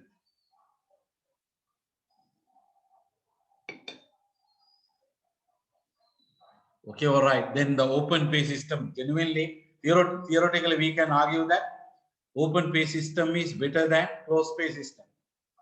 But of course, if there is an organization which has been following a closed pay system, and because of that, if there are no problems, if the organization is really having a balance of kind of equilibrium, then no point of introducing open pay system. Be intelligent. With regard to current system, if the relevant people are happy and okay, and then no problems, no need to introduce a new one, unless that new one really will improve productivity and all these things in a significant way. Otherwise, all system is better. Or we can let the all system continue. But theoretically, we can argue that open pay system is better than closed pay system in order to avoid, possible misunderstanding and all these things. If we do pay management in the right way, why are we going to hide pay information?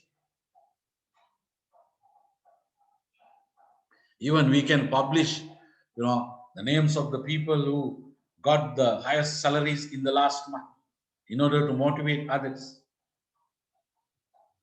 That may be dangerous, but anyway, it's okay.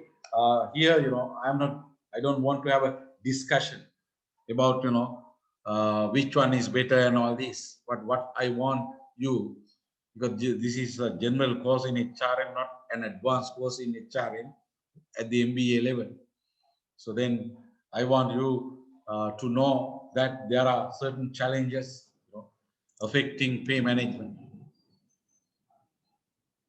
and some ways, general ways of addressing, right? Then competency-based pay, job-based pay. Another problem now. New system recently came, called competency-based pay instead of job-based pay.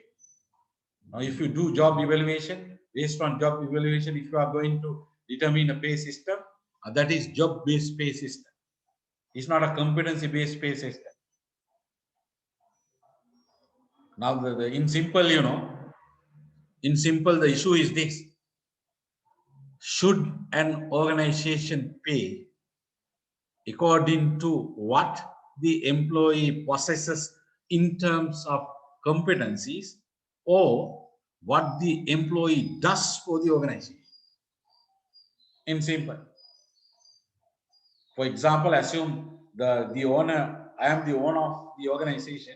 You are a manager under me in my organization. Should I pay you for what you possess in terms of qualifications and all these things, or should I pay you for what you really contribute to me, to the organization? Base pay system, if you use base pay system, that considers what? The contributions given by the employer. That's why, we through job evaluation, we decide the relative worth of every job. Therefore, according to what the employee does, we pay. That is job-based pay. Not according to what the employee has, in terms of competencies. You can read, these Professor Mathis and Jackson's, description, very useful. Now the time is 3:30, you know, time is flying. Anyway, I think you are capable of reading and understanding. So therefore, so most of the organizations, according to research studies, they prefer job-based pay or competency-based pay. Job-based pay. Okay, they prefer job-based pay to competency-based pay. Because according to the contribution, according to what the employee does, we pay.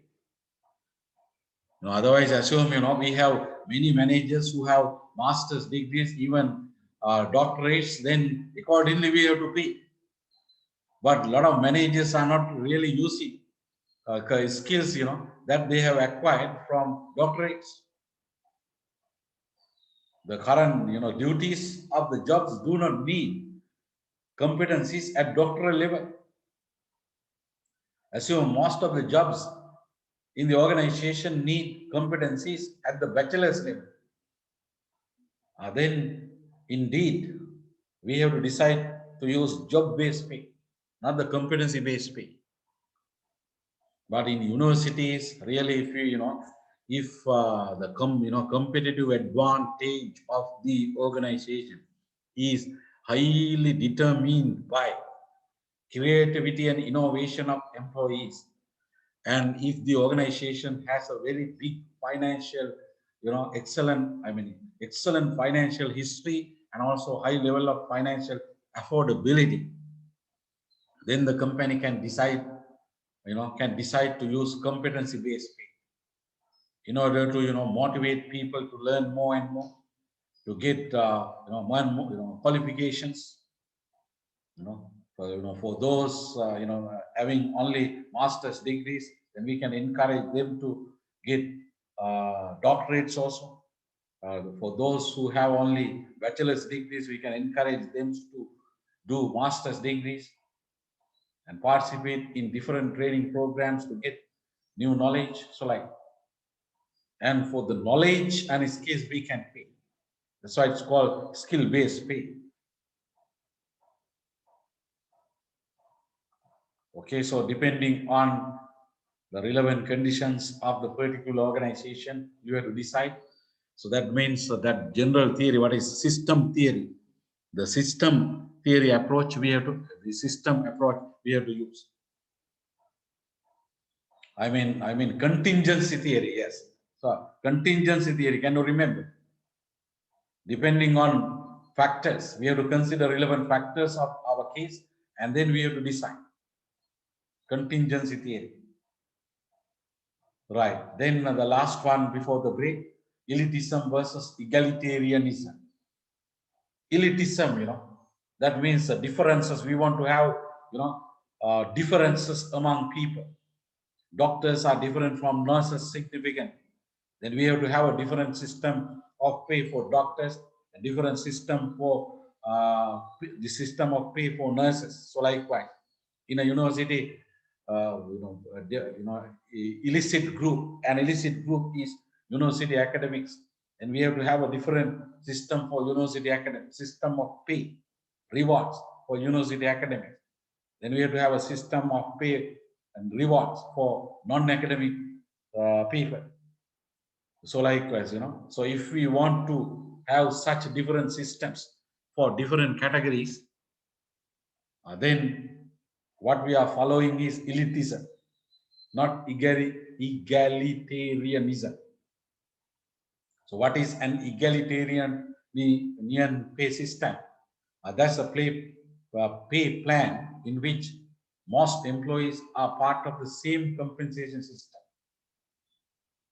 But for an illicit pay system, you know, there are different compensation systems we have to establish for different groups. Like for engineers, engineers, one system.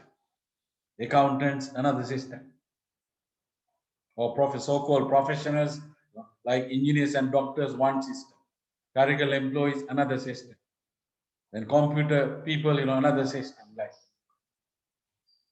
which one is better? I don't know.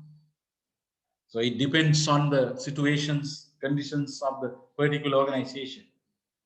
But in Japanese culture, which one is more popular? Based on research, evidence, and reading, I can tell egalitarianism policy is more popular. That pay system is more popular in Japan, not the elitism. Elitism in Sri Lanka, some elitism I can see. I can see, especially in government organization. How many strikes, happen in Sri Lanka because of this elitism. Elitism. So anyway, then is it fair? Is it unfair? Yes, that's a separate discussion. That's a separate discussion. For example, should we give, should we have a same pay system for nurses and doctors, or two different, significantly different pay systems or reward system? Pay is one thing, and incentives, welfare things, all together we use the term rewards.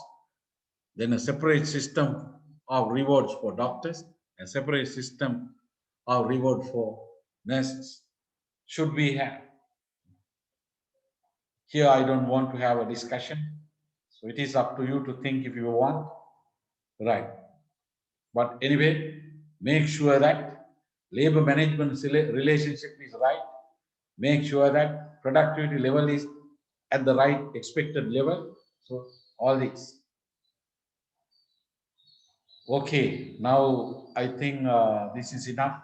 Let us have a break now for 15 minutes. Okay, then shall we restart? Are you all right? One can unmute and respond. Yes, sir, you can restart. Okay, right. Thank you. I revisited during the interval, I revisited my figure of relative equity. Indeed, I have not made a mistake with regard to first specific principle of the internal equity. In the context where we don't talk about comparable worth, what has been given is right. If we talk about comparable worth, then we have to adjust the figure. Okay, all right. Critical incident now. Critical incident. Normally, I do a feedback about what I have done. That's one of my habits because it is interesting to me. Right. Okay. Then let us go to critical incident. Brawn rather than brain. Please be serious and then try to understand.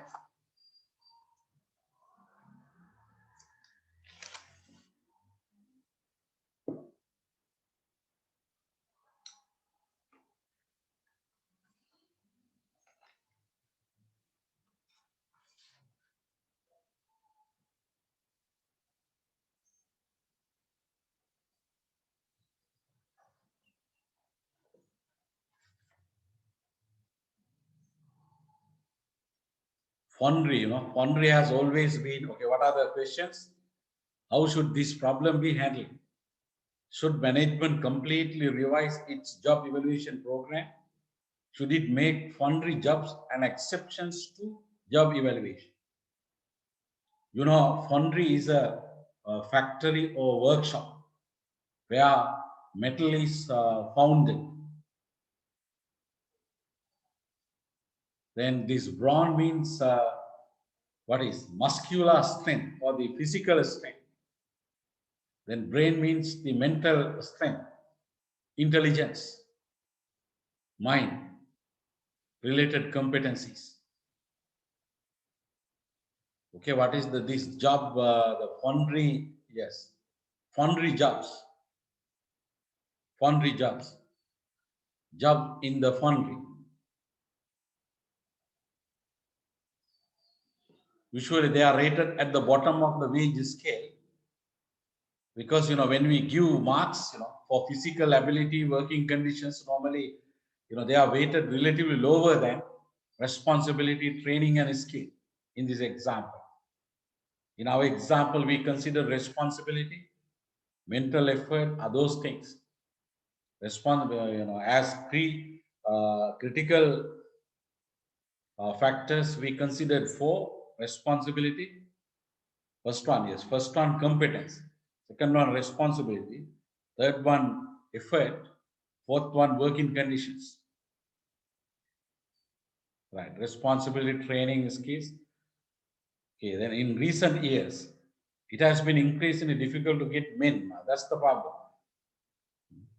How should management deal with the reaction of other workers if we decide to increase voluntary wages but not other wages? So now there's a shortage. Okay, there's a shortage that has become a crisis. Shortage for employees. What type of employees? Voluntary employees. So how many vacancies which have not been filled? 16 vacancies. There are now 16 vacancies in the foundry, and it is impossible to hire new men at the evaluated value. So assume the salary, the current salary being paid is, the salary which was determined after doing job evaluation, that has not been mentioned here, but assume that is 100. Assume that is 100. 400, there are no people coming to the organization. You can't get right people, by giving 100 as the monthly wage. Now, this is a crisis now. Foundry, that's a line work in this organization. This is a steel manufacturing organization. So the relevant duties, will have definitely, will have to be performed in order to achieve primary goals of this organization. So therefore, this is a crisis indeed. So more than a problem, more serious problem. That's why the label crisis has been given. Any response? How should this problem be handled? Should management completely revise its job evaluation program? Should it make foundry jobs an exception to job evaluation? We can do that. Then what will happen? We can make foundry jobs an exception to job evaluation. Then we can give highest wages. So assume that was 100 according to job evaluation. Then we can pay 120, 130 in order to fill 16 vacancies. Then another problem is, what will be the reaction of other employees who are not doing foundry jobs? Usually, who are also going to, demand the same increases, or maybe giving wage like 120 rather than 100. Other employees perceive as unfair. Then if there are trade unions for other employees, then industrial conflicts are also possible. And industrial conflicts are possible.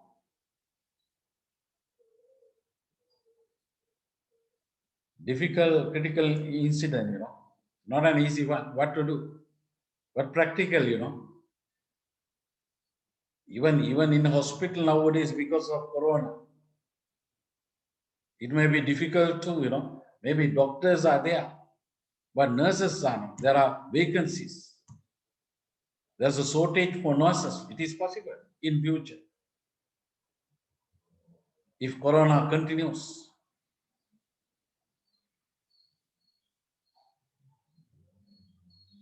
Now, can we give a higher pay to a nurse? Even higher than that of being paid for the medical doctor. Can we do? Many problems really. So anyone, because time is going, I want to discuss, another very important issue also. The foundry jobs, will have to be paid more than is indicated by their relative worth from job evaluation. Due to what? Due to market forces. I mentioned previously, the pay, this type of pay rate, we can, that means, if we are going to consider foundry jobs an exception, if we are going to consider foundry jobs as an exception to job evaluation, then, or even under job evaluation, we can do that. We can consider, and then we have to pay a premium only for these, the foundry jobs. These foundry jobs. That can be considered, that pay rate can be considered, or wage rate can be considered as a red circle rate, which is far above the pay trend line that usually we develop from the theory.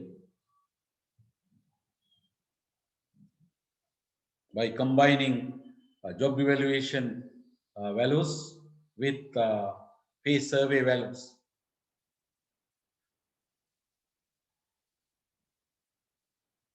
Okay, one strategy, why not, can't we train and develop personnel internally? That seems to be a strategy. Another strategy, can't we help, professional institutions which do apprentice training to increase the supply by providing facilities? But they are, of course, long-term solutions, so long-term strategies.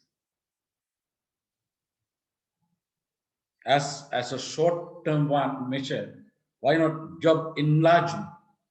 Think of that. Job enlargement. We can include a duty of protecting and cleaning the equipment and tools. Also, another duty, doing some small repairs to the, to the job content of, let me take one job, foundry assistant. Foundry assistant. Or foundry production assistant.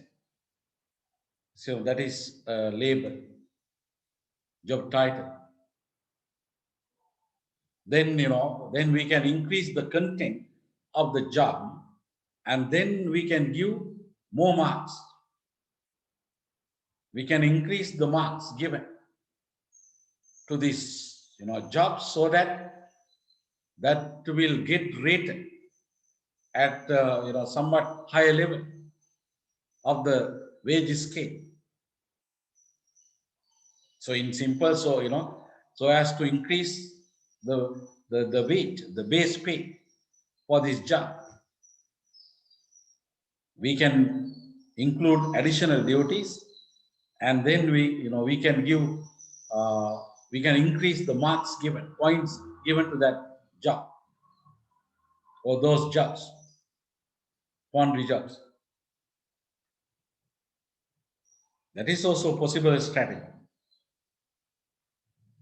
Then we can give, a new job title like, production foundry associate. Production foundry associate, something like, rather than production assistant, associate.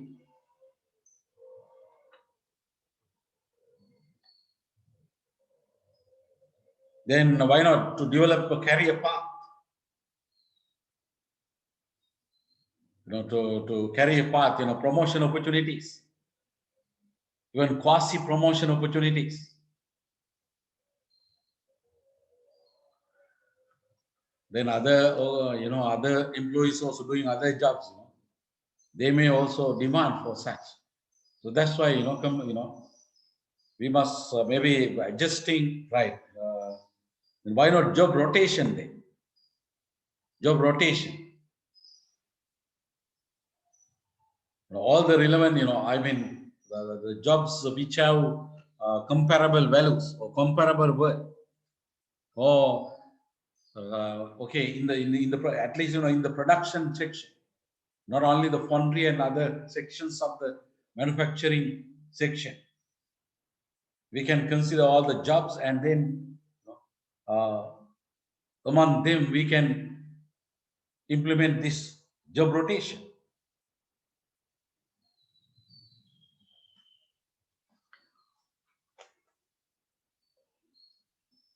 Right. So there is no exact answer. We have to try, and then we have to decide practically.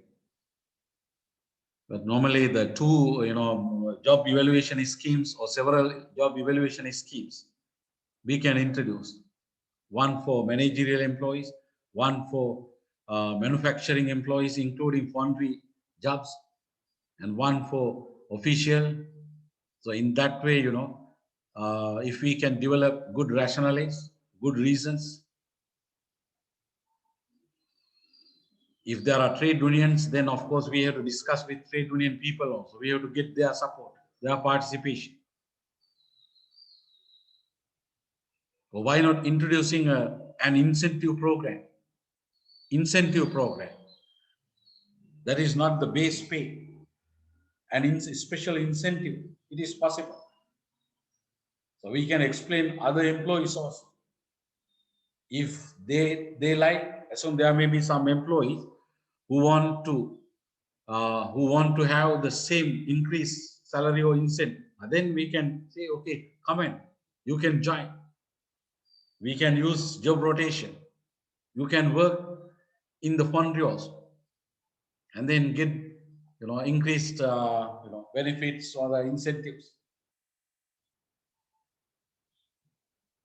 Hopefully, introducing a new incentive program will motivate, will attract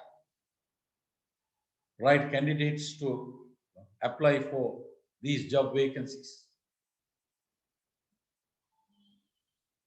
Right, then, okay, let us go to this one. Our time is now 4:08.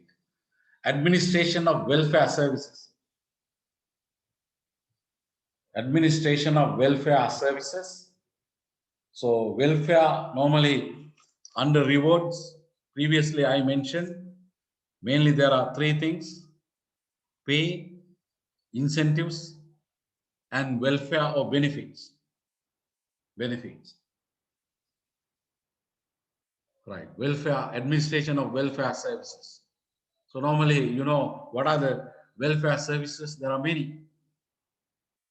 There can be many welfare services.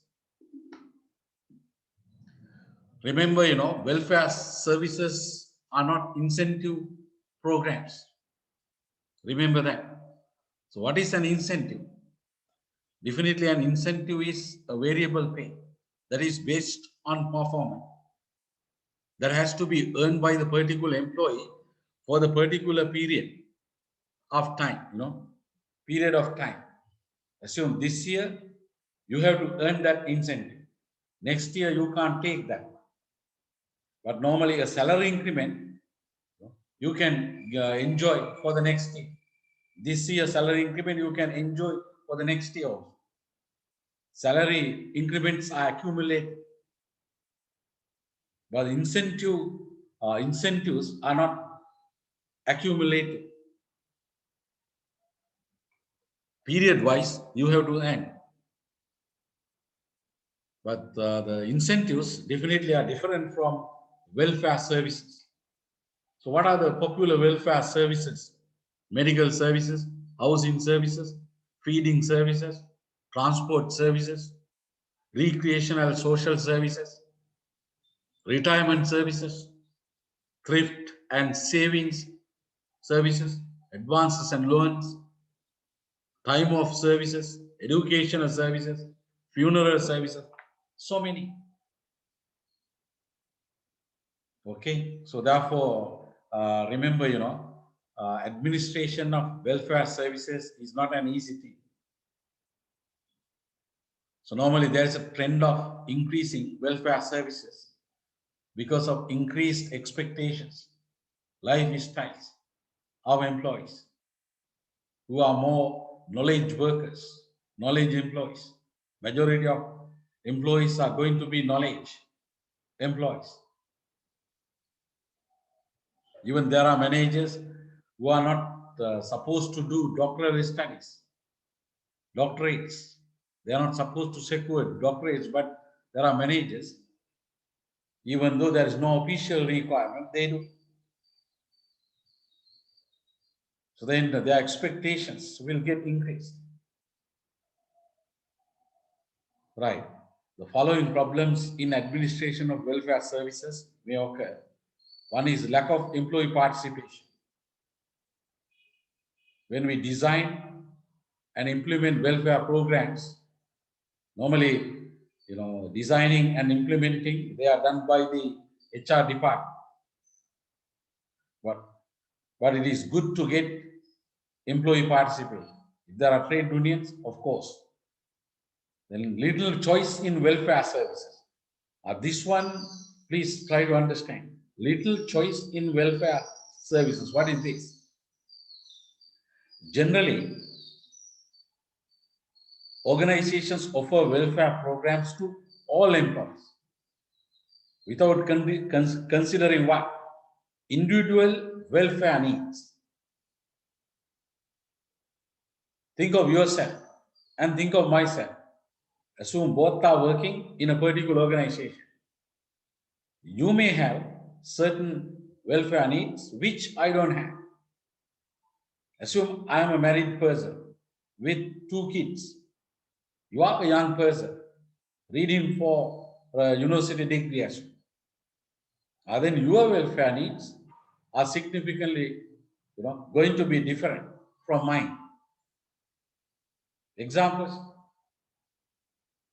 Because I am a married person, assume I need what? I need insurance, which you don't need. Because I am a married person with 2 kids, I need, assume the company is giving what? Educational allowances, scholarship programs. Then, schooling clothes as gifts, which I need, but which you don't need. Because you are not married, so you don't have children, assume. You may have, even for an unmarried person, an unmarried person can, may need those services given by the organization for to help, a relative who has children. But I assume, usually you don't have children, you don't need, because you are not married, and right. So therefore, but normally, most of our organizations, they don't care individual specific welfare needs of employees. Most of Sri Lankan organizations, they don't care individual welfare services. Commonly, they offer welfare services. So it is up to employees to get them. Some employees may get, some employees may not get, due to various reasons. Maybe they are not interested in, maybe they don't need really. Perhaps they don't know that such common services are available. That is third one, another problem. Unawareness of employees about all welfare services available. So even, okay, couple, even the welfare needs, couple wise may get changed. Normally, there is traditional couple. There is dual career couple. There is one career couple. A traditional couple has the husband who does a job and also who wants to have a career. Wife is not working in a traditional, career couple. In a dual career couple, both husband and wife are employed. They want to have careers. In a single career couple, both are employed, but either husband or wife wants to have a career rather than doing a job. You know, there's a difference between a career and a job. Right. A career can have many jobs. You know, usually, in case of a retired person, career means all the jobs done by that retired person during his or her employment life. Right. You read these things also. I don't need to, I think this not needs to be read by you seriously. Okay. Then there is something called welfare, flexible welfare services plan. Majority of Sri Lankan organizations are not doing, not following. I don't know about your organization. You think, after understanding the meaning of these, the characteristics, meaning all these of flexible welfare services, decide whether your organization is having one. Alternatively, cafeteria benefits program or custom designed welfare program or packages. Right. So then, what is this? Professor Mathis and Jackson, So according to their observation, flexible benefit plans are used more by large employers than by smaller ones, primarily because benefits vendors require a significant number of employees to make providing the choices worthwhile, like insurance providers, transport providers. Generally, it has been recommended that at least 100 employees are needed before a flexible benefit plan is considered feasible. Okay, right. Organizations which offer flexible welfare plans recognize that, of course, these individual employee situations differ. This one, very important point. Individual employee situations. There are individual employee situations which differ in terms of welfare owing to age, marital status, family income, family status, life philosophy, life styles. Okay, go to this hypothetical welfare services selection by two different employees. Hypothetical welfare packages selected by two employees. Available services, how many? 11 services. In simple, there are 11 welfare items. There are 11 welfare items. Gift voucher for New Year in April, gift parcel of school uniform material and stationery, medical reimbursement allowance. Of course, I developed this hypothetical welfare package based on welfare practices of an actual organization. Welfare services, actually given by an actual organization. So you can see maximum per employee for the year. For item 1, 10,000. These values may not be realistic, for today. But anyway, don't worry. Try to learn the concept. The program, flexible welfare program, then give parcel of uniform, school uniform material and stationery. So likewise, then look at employee E, employee M. Employee E wants to get these things. Employee M wants to get these things. The employee M does not want to get this one. Item 2, no. Item 3 is not wanted by employee M. Item 4, not wanted by employee M. Also, both, yes. Employee E also. Both do not need this one. Elder care allowance.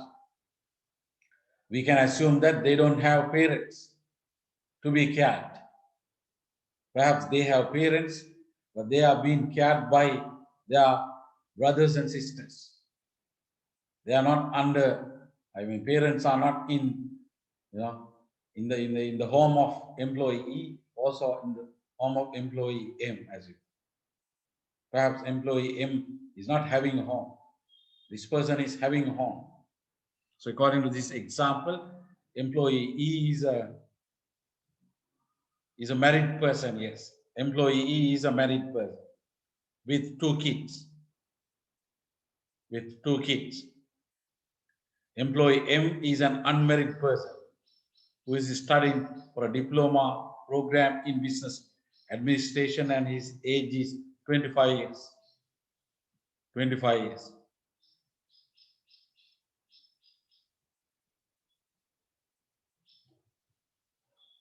Okay, so then any questions? Because he is a mother of 2 kids who are going to schools and who prepares her usual meals. She wants gift parcel of school uniform material and stationery, which M does not want, as he has no kids where who go to school. So likewise.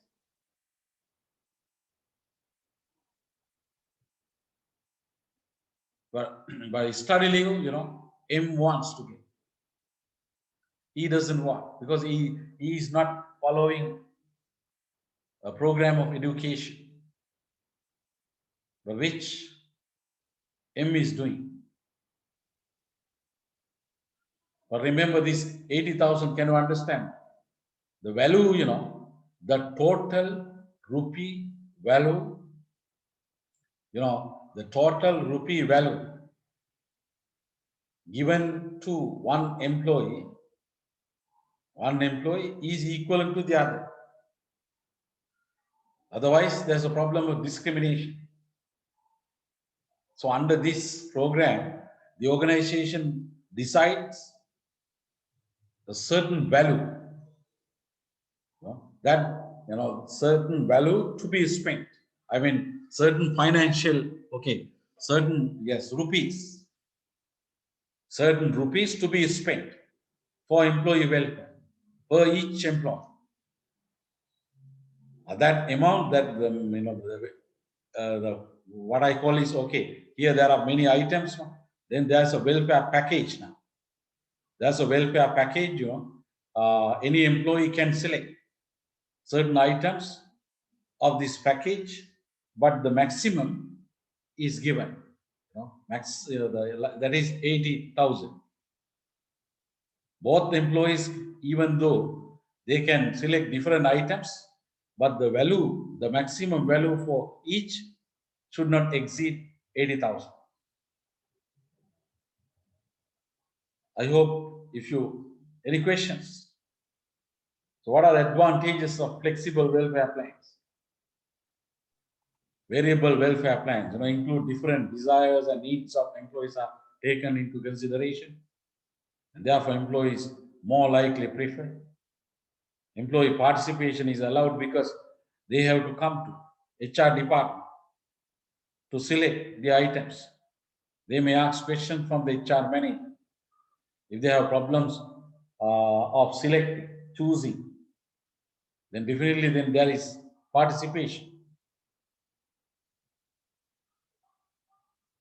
Then employee awareness of welfare becomes increased. Look at this example. Both employees, should know all the 11 items. There's no possibility of, getting one item that misses from one employee, at least from one employee, or several employees. In this case, 2 employees.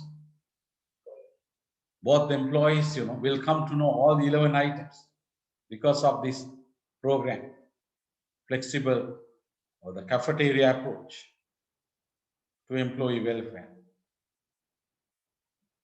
Then more. Excuse me, sir. Yes. Sir, what you call having such a flexible plan? Does it? I mean, seems to be having a detailed plan. Is there a relationship whether the employee productivity will get improved when you have some plan, such detailed plan, because it brings benefits to them? Okay, good question. I mean, you ask, if we give this type of flexible welfare plan, if we start your question is about whether this program will increase productivity likewise. Yes, sir. Yes, according to research, it will. It has, also it will. So then, of course, what you have to do is, uh, if you are going to introduce this one as a new program, then before introducing, you have to measure certain things: productivity, absenteeism, turnover, job satisfaction, customer complaints. Those things you have to measure. Then you have to introduce this program for a certain period of time, say 1 year. Then you can measure again, and then you can compare. If there is a significant change, if there are significant improvements to productivity, turnover, absenteeism, job satisfaction, complaints, accidents, waste, all, then that we can conclude that this flexible program is really working, or has to work and will work in future. Of course, for measurement purpose, there are different approaches. We can do an experimental study. We can do a survey. So there are different things, but under this lecture, I will not be able to discuss those things. That's a separate topic, human resource measurements. The impact of, measuring the impacts of human resource management programs on HR indicators or HR outcomes and business organization outcomes, such as profits, profitability, market share, customer loyalty, customer satisfaction. Right. Then these are, so then these are the, another one, more appreciation of employee function, welfare function of the organization occurs within each person involved. An organization will have more ability to recruit and retain because of this flexibility. There is an attractiveness of flexible plans on the part of applicants seeking jobs. And however, these plans are not without some disadvantages. So what are the disadvantages? Additional administrative cost, of course, because people will come to you if you are in the human resource department, as you are the human resource manager. They will come to you with questions. They need to give clarifications. Also, you have to include, you have to develop a special, what we call set of guidelines. Then you have to, communicate. All these things, can lead to increased administrative cost. Then inappropriate welfare packages may be selected by employees. Later, they will come and disturb you by changing certain items. Sorry, at the time of having the agreement, I forgot to include this item. Now I need that because of this. So something, grievances may come.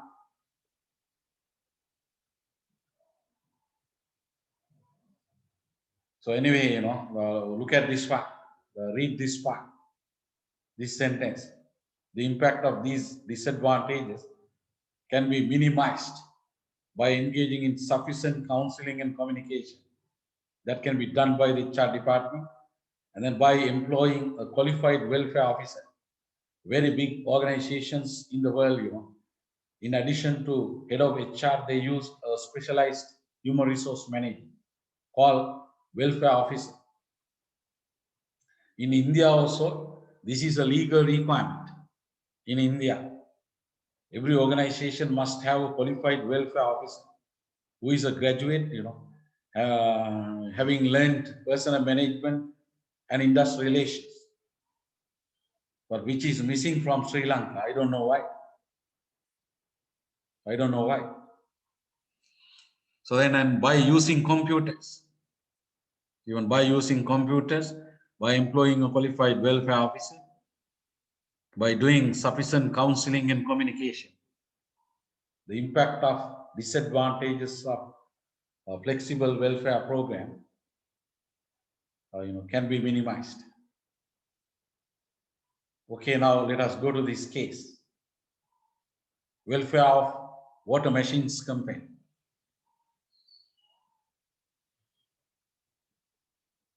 Welfare of water machines company. Water machine company is a medium-sized organization where 560 employees are working. A large, So even according to Professor Mathis and Jackson's recommendation, if the organization has more than 100, now flexible welfare plan, introducing that plan is possible.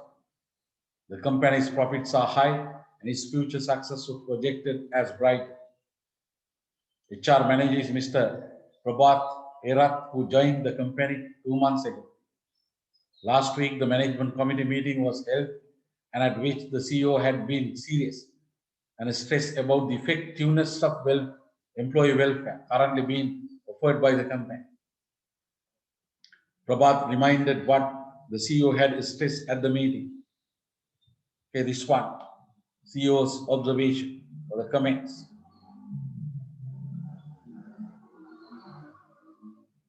Our cost for employee welfare are increasing in line with increased profit, but we are not getting returns. Okay, rate of increasing employee welfare cost and the rate of increasing profits. If the former is more than the latter, then there's a big problem. I mean, the impact of our welfare programs on employee productivity, turnover, and absenteeism. Our employee turnover had been good for last several years, but last year it got increased. The rate is now 10%. That means if 100 people join, then 10 people resign. Absenteeism has also risen. We spend much on these people, but I am wondering whether they are loyal to us or not. Because of increased absenteeism, because of increased turnover. It is right for the CEO to, make this type of comment. Well, we have a new HR manager who is a graduate in HR, from a well-known university. I expect a significant contribution from the HR department within this year. The CEO added with hope. Prabhat started to examine the current welfare programs and summarize in the following way. Okay, benefit here, then the approximate amount per employee. If voucher for New Year in April, 5,000 per person annually, children education gift, university scholarships, 50,000 per child of an employee, medical reimbursement allowance, 5,000 per person annually, then free of charge tea, biscuits, and milk packets, encashment of medical leave, then death gratuity. Maximum limit is 1 lakh years. Then company bus for transportation, funeral allowance of an immediate family member. Right. So these are the items of welfare. Prabhat held a serious discussion with the 2 HR executives and uncovered that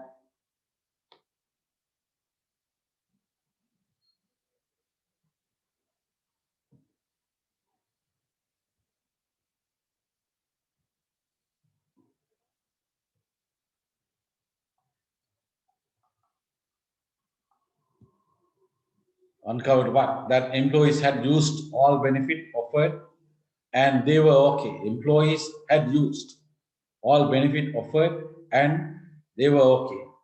Also, there had been an increase of welfare costs since 5 years.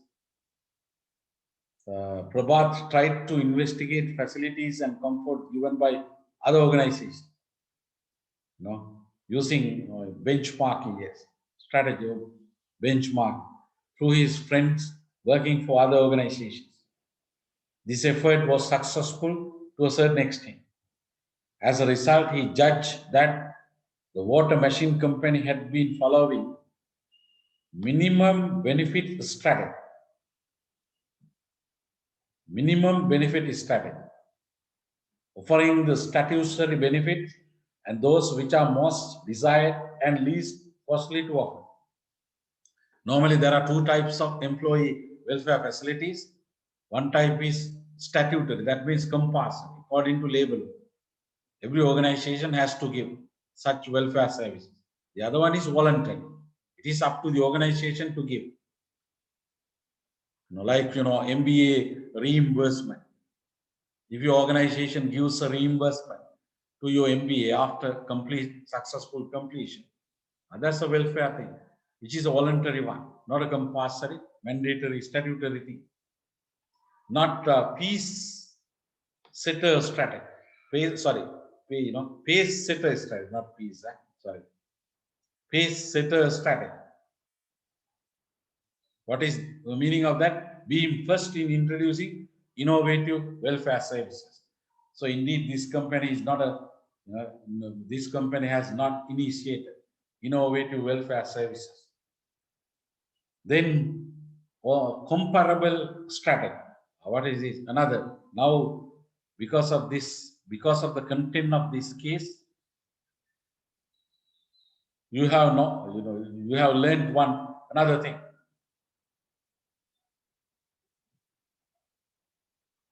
What is that? There are 3 strategies of employee welfare that a company can follow.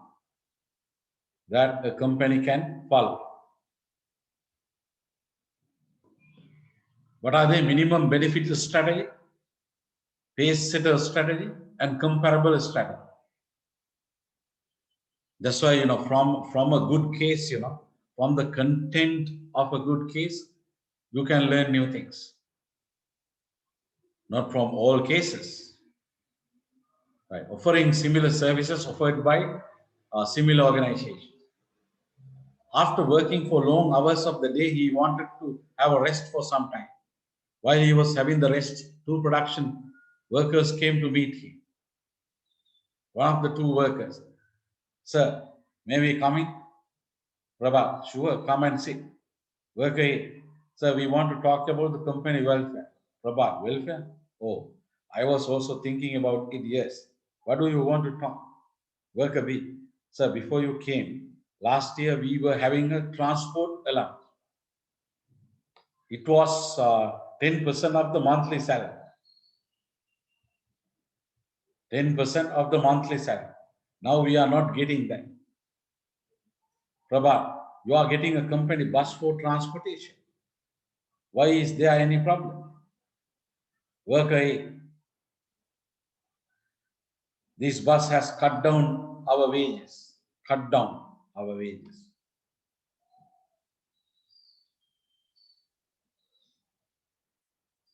Worker B, "We really don't need the bus, so we can manage our transport. It is better if we get that earlier allowance. Then worker A, "Also, sir, the company gives a funeral allowance of 10,000 rupees. That is not enough at all. Prabha, what about university scholarships?" Worker A, "What is scholarship?"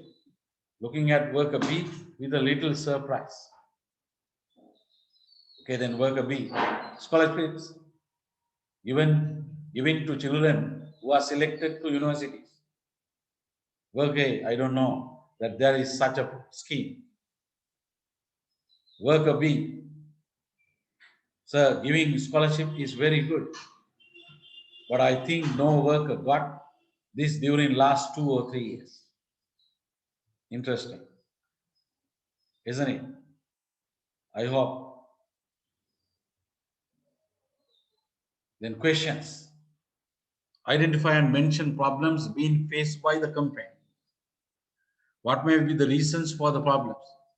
If you are Mr. Prabhat, how do you respond to these two workers? How do you solve the problems?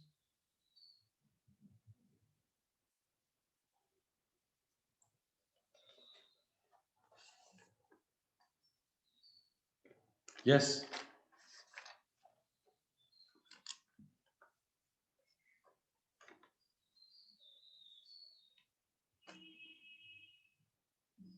Any contributions? Identify and mention problems being faced by the company.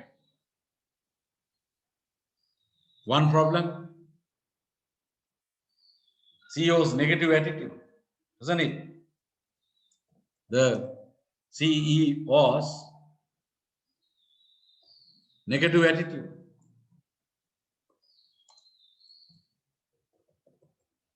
So that's a big problem. Because CEO is the big man. So if the big man has a negative attitude, that's a big problem. About welfare, that is one of HRM functions. Another problem,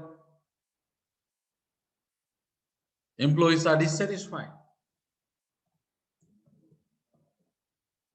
Employees are dissatisfied. Dissatisfied.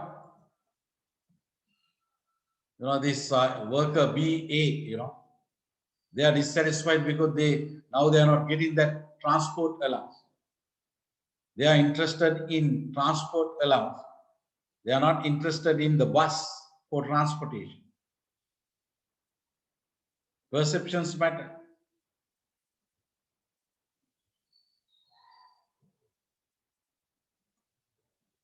What else? Employee turnover. Increased employee turnover. 10% now. Increased employee turnover. Okay, further you can analyze, but our time is okay. I'm not giving an ideal answer, for you to think. Of course, you have to think, but I'm helping you. So let me value my answer as an average answer. Yes, maybe above average, but not the best answer I can give you.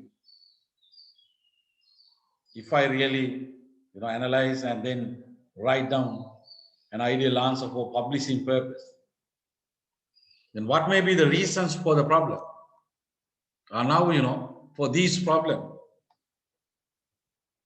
now you have to identify reasons. The CEO's negative attitude, what may be the reason? Let me write down here. What may be at least one reason for CEO's negative attitude?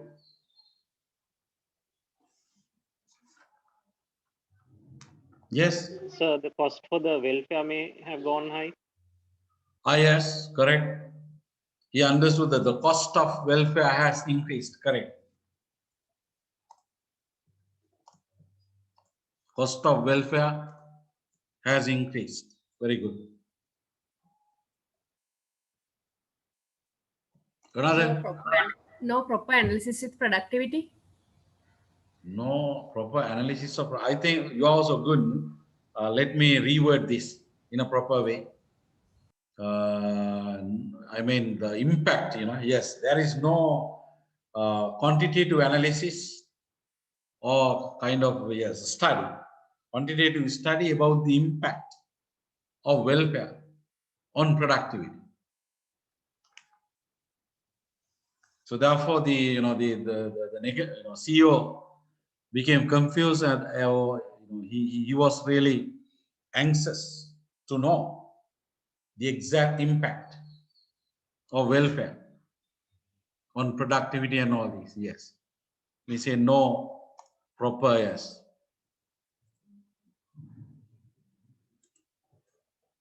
Maybe we can say analysis no. Yes, right. We can use no proper analysis about the impact of welfare on productivity. So likewise, Okay. Then employees are dissatisfied. Why? Why? Of course, it is obvious, transport allowance. Transport allowance not being paid now. Then maybe the funeral, what is this scholarship given to children, then the company gives, that is not enough. Is it? Here we have another thing. Specific reasons. The allocated money,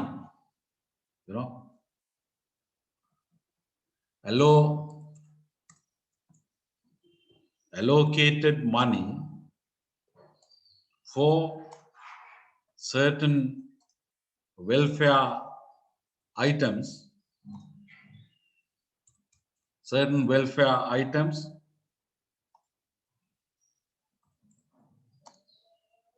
yes, is not adequate, not sufficient. So likewise, there may be other reasons. Try to add by being serious further. Then increase employee turnover. Why? Employee dissatisfaction. This one, this reason has become a cause of employee dissatisfaction.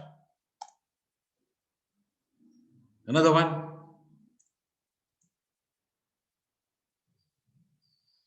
maybe there are some organizations offering flexible welfare plans in the industry and having job vacancies. There may be some employees who are not indeed dissatisfied seriously, but because of the, yes, let me say, competitive offers.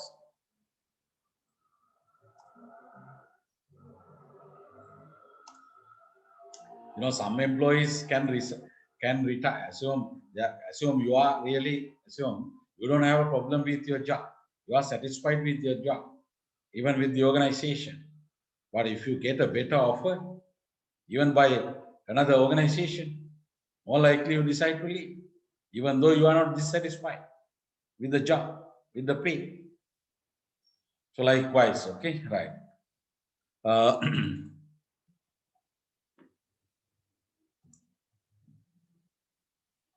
Then wow, if you are Mr. Prabhat, how do you respond to these two workers? Then the role perspective, you have to assume that you are Mr. Prabhat. Who is Mr. Prabhat? Human resource manager, newly appointed human resource manager. Then what would be your responses or response to these two workers? Definitely, you have to make sure that you should try not to develop any misunderstanding between you and those two workers. Also, you should use this opportunity to make those two workers understand about certain things or welfare. Also, you should attempt to minimize their dissatisfaction by working as a professional, HR person. You can give an expectation that I will really study these things and then I will propose a better program. Don't worry. Please be patient.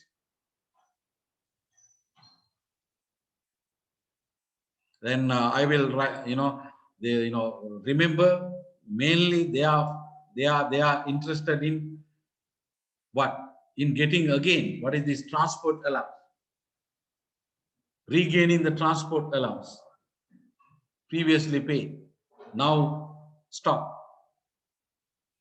And also increasing the value, given for funeral. For a funeral nowadays, because of Sri Lankan culture, which is not appropriate, there is a lot, there's a lot of money needed to face the funeral. We are not that simple now. Many years ago, we were simple at funerals. Of course, we were supposed to be simple at funerals. Maybe we can be not that simple at weddings. I don't know why, a lot of Sri Lankan people, have, become more and more complex purposefully, far from simplicity. Being simple is, indeed simple and less expensive. Being complex is indeed expensive, unnecessary, waste of resources, waste of time, waste of time. Sometimes, I understand that funeral is not a funeral, really it is a wedding. A lot of people come and enjoy, they drink, they eat. They never think of, most of the people don't think of the deceased. I mean, not the deceased, the demised person. They don't talk about the dead. They even talk about business matters while being at funeral, just to show, they are, increasing what you call their pride by inviting a lot of people.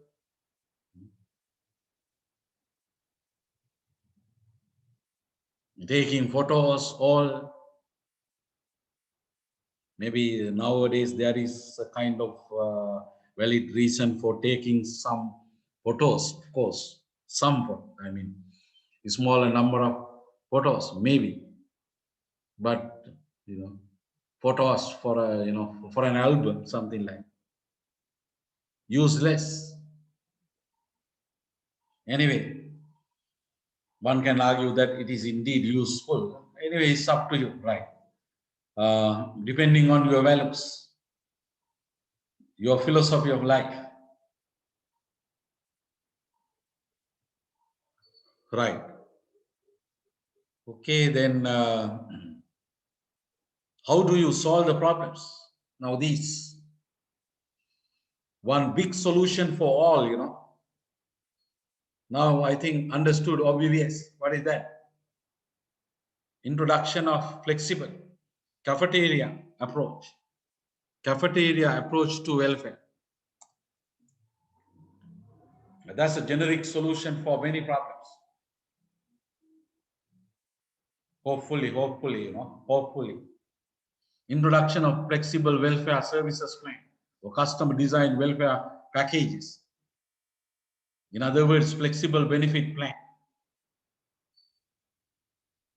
Then, we will be able to give more choice in employee welfare services. Then we can get, employee participation. Even you see, this is scholarship program. I don't know that there is such a program. Then if you use flexible welfare program, then definitely people will get, will have to know items of welfare. Everyone has to know, because everyone has to, formulate a welfare package for that person. Of course, through the help of HR department. If that person needs, there may be some people they don't need, and they have the capability of deciding what they need. Then they can, formulate the the relevant welfare package and send to the HR department for approval and implementation. Also, another thing is, of course, measuring, especially addressing to this CEO's negative attitude, measuring of employee welfare. Before we start and after implementing, at both times we have to do. Better if we can have a control group to which this program is not given. Another group that is called an experimental group to which program is given. then we can compare.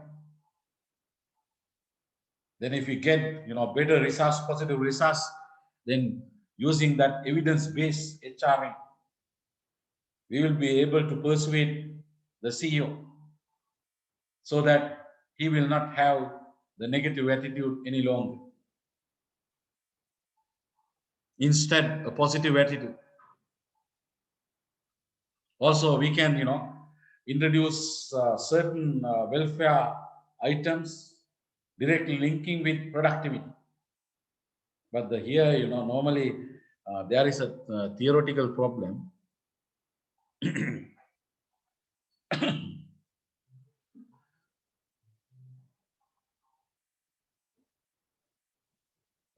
When it comes to welfare, welfare is for welfare.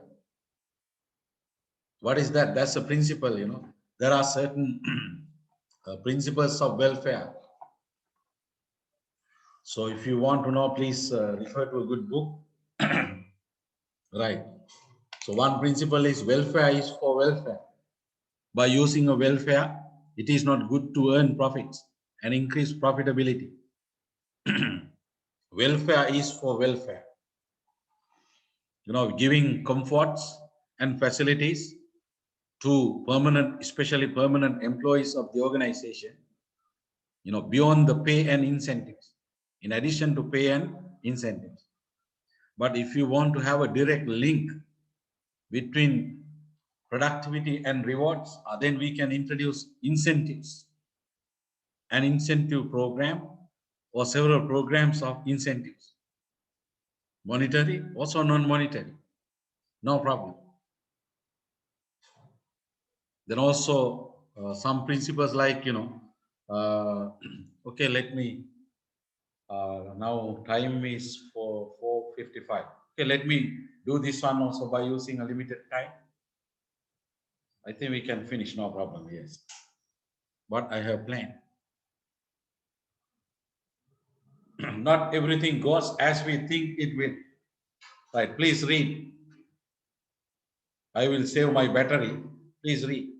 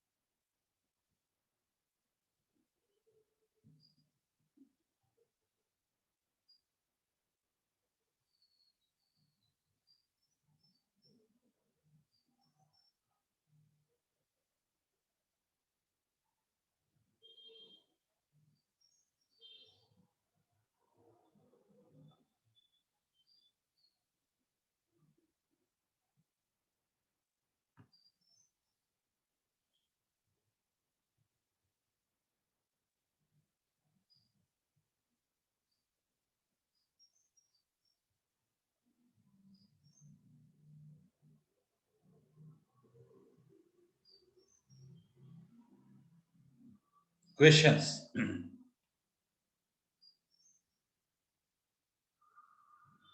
The first question.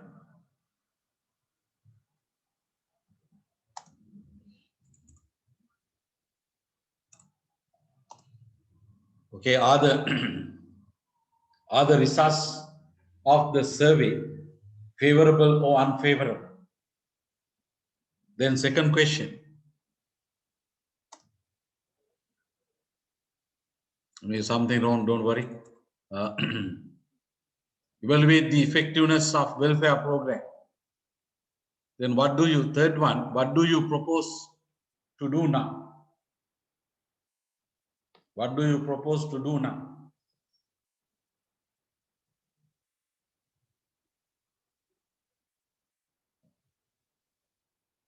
Are the results of the survey favorable or unfavorable? It's not that difficult.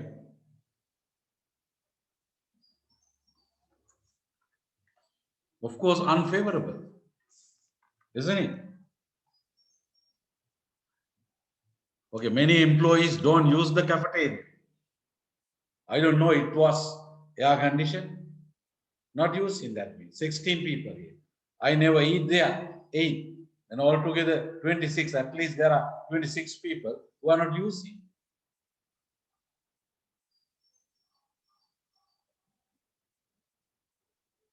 Then what about this? I wish the entire plant were air conditioned, not the cafeteria.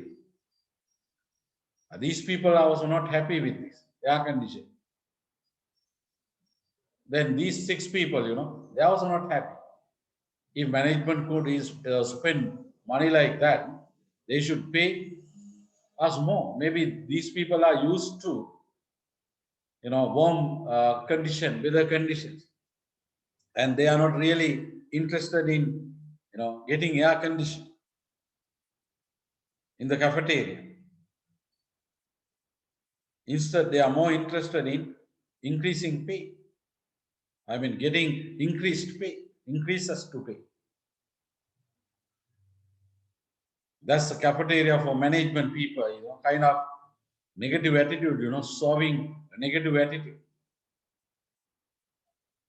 for these people. We don't know about food items.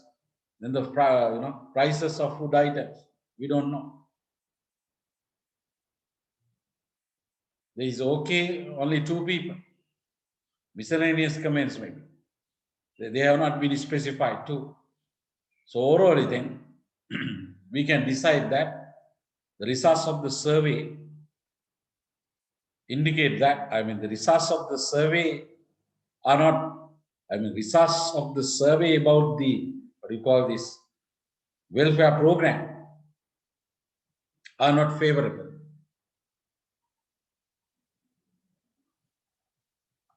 What is the response rate? So I don't know whether this sample also is enough. How many employees? We don't know. The number of employees working for the organization, that number has not been mentioned here.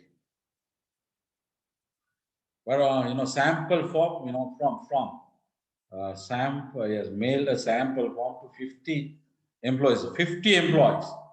We don't know whether sample is enough or not. Out of 1,000 employees, then 50 is not sufficient. At least 100, 10%.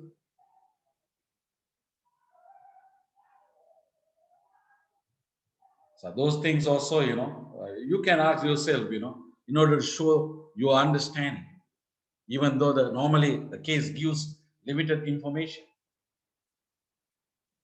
then you can make inferences, you can make assumptions. Then evaluate the effectiveness of welfare management. Can you do that? Of course, the effectiveness of welfare management is not at good level. Not at good level. Reason 1, not identifying real welfare needs of employees. The management, it is good that, the management really, the management thought of giving something because of increased profit to the employees who also contributed to that. Their intention is good, but what they have done is not good. In the sense that the employees did not want to have that. To whom do we give welfare? To employees.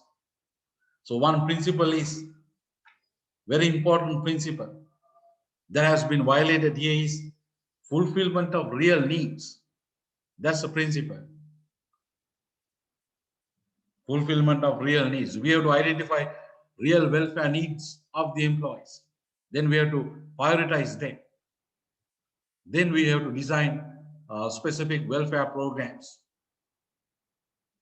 Some employees, then we can prevent we can avoid a situation where there are welfare items employees do not need. There are welfare items some employees do not need. There are items, which majority of employees have never used. But maybe one can argue that then if there are majority of employees who have never used certain welfare items, then the company could save money allocated for welfare. But remember, when it comes to welfare, there should not be an intention of earning profits. Welfare is for welfare. Genuinely, we have to do that to increase the standards of living of employees, especially who are loyal to the organization.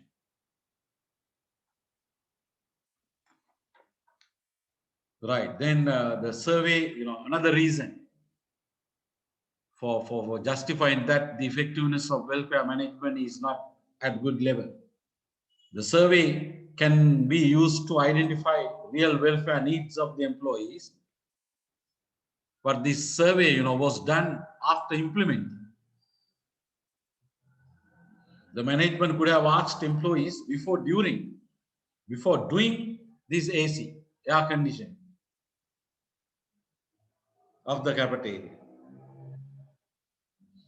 The management, although the management thought that the employees would appreciate the air conditioning, they never thought to ask. That's the problem on the part of management. The management behavior seems to be paternalistic, right? Paternalistic behavior is there that we can appreciate. But paternalistic is okay, but not at the expense of being systematic or scientific, if possible scientific. So therefore, the management behavior is not systematic and scientific, even though it is paternalistic. The surveys can be useful, especially if they are used before also, as well as after. Right. Then how, what do you propose to do now? Why? Remember, employees are the data. Ask them and they will generally tell you. Do another survey to identify their real needs and priorities. But that you have to do, you have to do. Of course, then you can introduce that, yes, here what do you propose to do now, right? Yes. Especially identification of real welfare needs by using observations, surveys, right? So then remember, in this, in answering this, there are certain, it is good to mention certain principles of welfare, like principles of, like participation, evaluation, room for criticism, evaluation of the success of the program, So then room for criticism.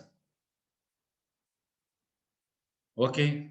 So then if I mention a kind of, model for welfare, managing a welfare program, if I mention kind of model, now the first step, I study, study welfare needs. Then second step, decide the program based on priorities. Then third one, ensure financing. Never forget that, financing, because you should need money. to run a the implementing of a welfare program, at least for 5 years. You have to make sure that you got the money for 5 years. But air conditioning or cafeteria like this, you don't need to continue. But still there is a continuation, electricity bill, and repairing, ensure financing. Then inform the draft in order to get participation, criticism, all these things, suggestions. If there is a trade union, informing to trade union also is a must. Then revise the program after getting, because welfare is for welfare as well as for others. Therefore, you have to get their feedback. Then we can revise by incorporating constructive feedback. Then implement. Finally, of course, review and renewal.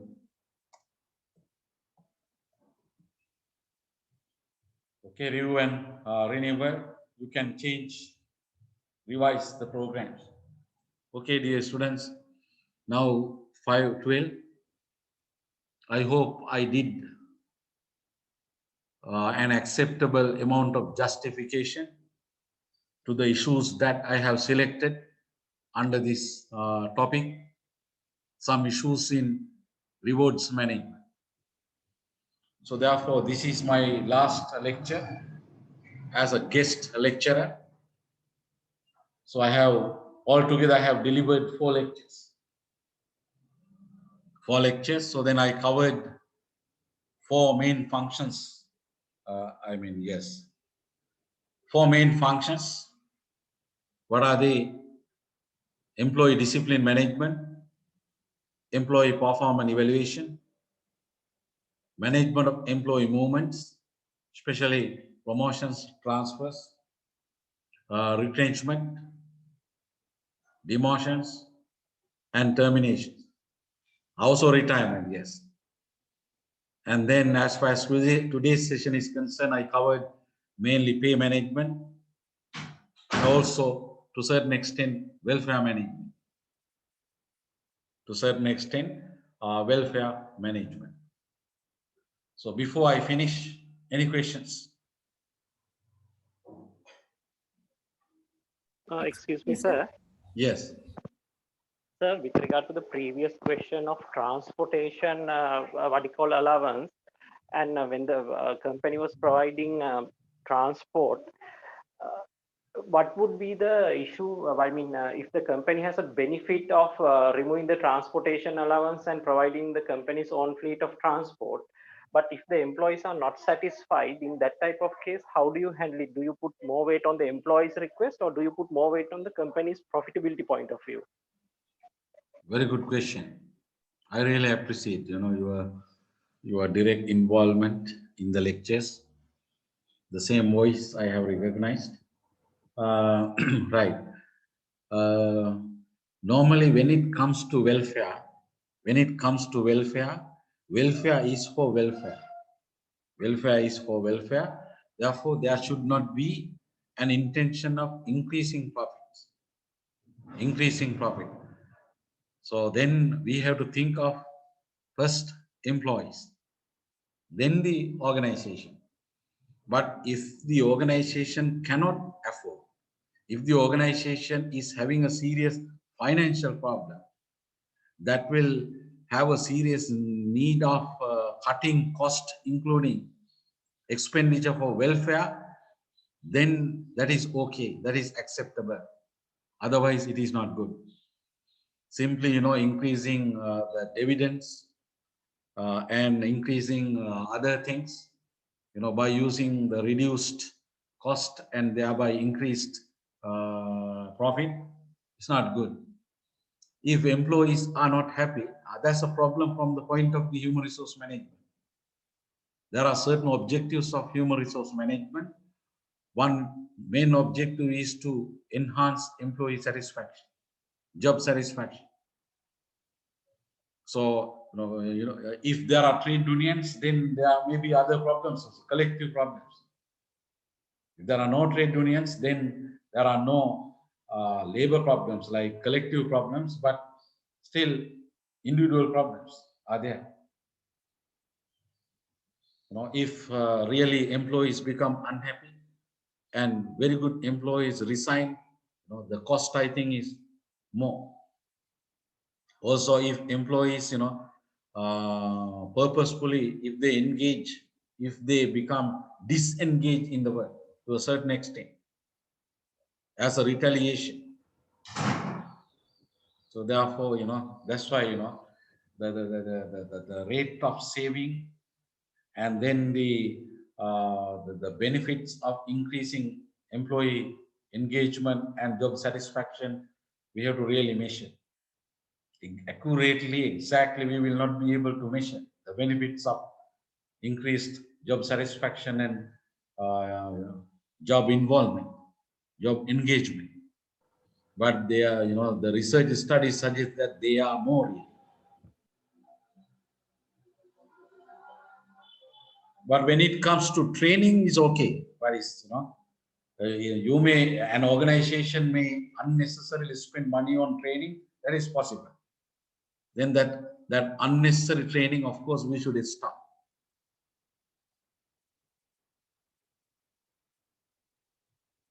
Are you happy with the answer?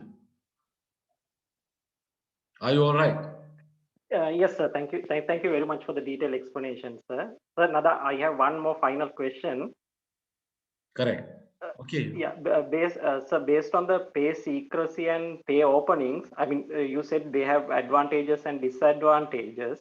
Right. From a research point of view, sir, I mean, from a research study point of view, does one of these concepts get more weight? I mean, or is it both are the same? I mean, both has the same weight. Good question. There is a research gap. There's a research gap in order to really make a decision whether a closed pay system is better than open pay system or vice versa. There's a research gap, especially in Sri Lanka. We have to do research studies in order to find a better, acceptable, scientific based answer. Okay, so there's a need of doing research, but based on what you call there is something called authority. There is something called expert opinion. That is not coming from might be, but it's not the really based on empirical studies. So then, if I give an opinion, according to my understanding, open pay system is better than closed pay system because of transparency. And but there is one condition: we should be genuine about pay management, and seriously we have to do it. And incentive management, welfare management, pay management, seriously, professionally we have to do. And then it's okay, to have open system. But when it comes to government sector, most likely it has to be open. When it comes to government sector, when it comes to private sector, we can't say you have to have open system, open pay system. But regarding the government sector, I think according to my limited observation of government organizations, the open system is there. Of course, when it comes to government departments, ministries, definitely it is there. Anybody can get information. You can get information about our salaries. Yes, of course you can get. Anyone can get. As public, university professors, academics, you can get. Because of transparency and because maybe we are government employees, and then maybe one reason, absolute relative external equity. Normally in the government sector, relative external equity is ensured, not the relative internal equity. In the government sector, the inputs equity, then what is this internal equity, I don't think they have been ensured. But external equity, yes, of course, it is there. Simple example, any professor in any of the state universities in Sri Lanka, is not being paid with a salary which is higher than salaries for other professors, in all universities in the state university system in Sri Lanka. All professors get the same. All teachers, all medical doctors, all these, they get the same when it comes to base pay. But seniority wise, there can be differences, of course. The base pay, assume that is the 100, then there are 2 employees, let us say 2 medical doctors, 100 has to be paid to both. But one doctor is having, he is more senior, say by 5 years, senior than the another doctor. Then of course there are salary increments for 4 years. If there are 5 years, then there should be salary increases for 4 years.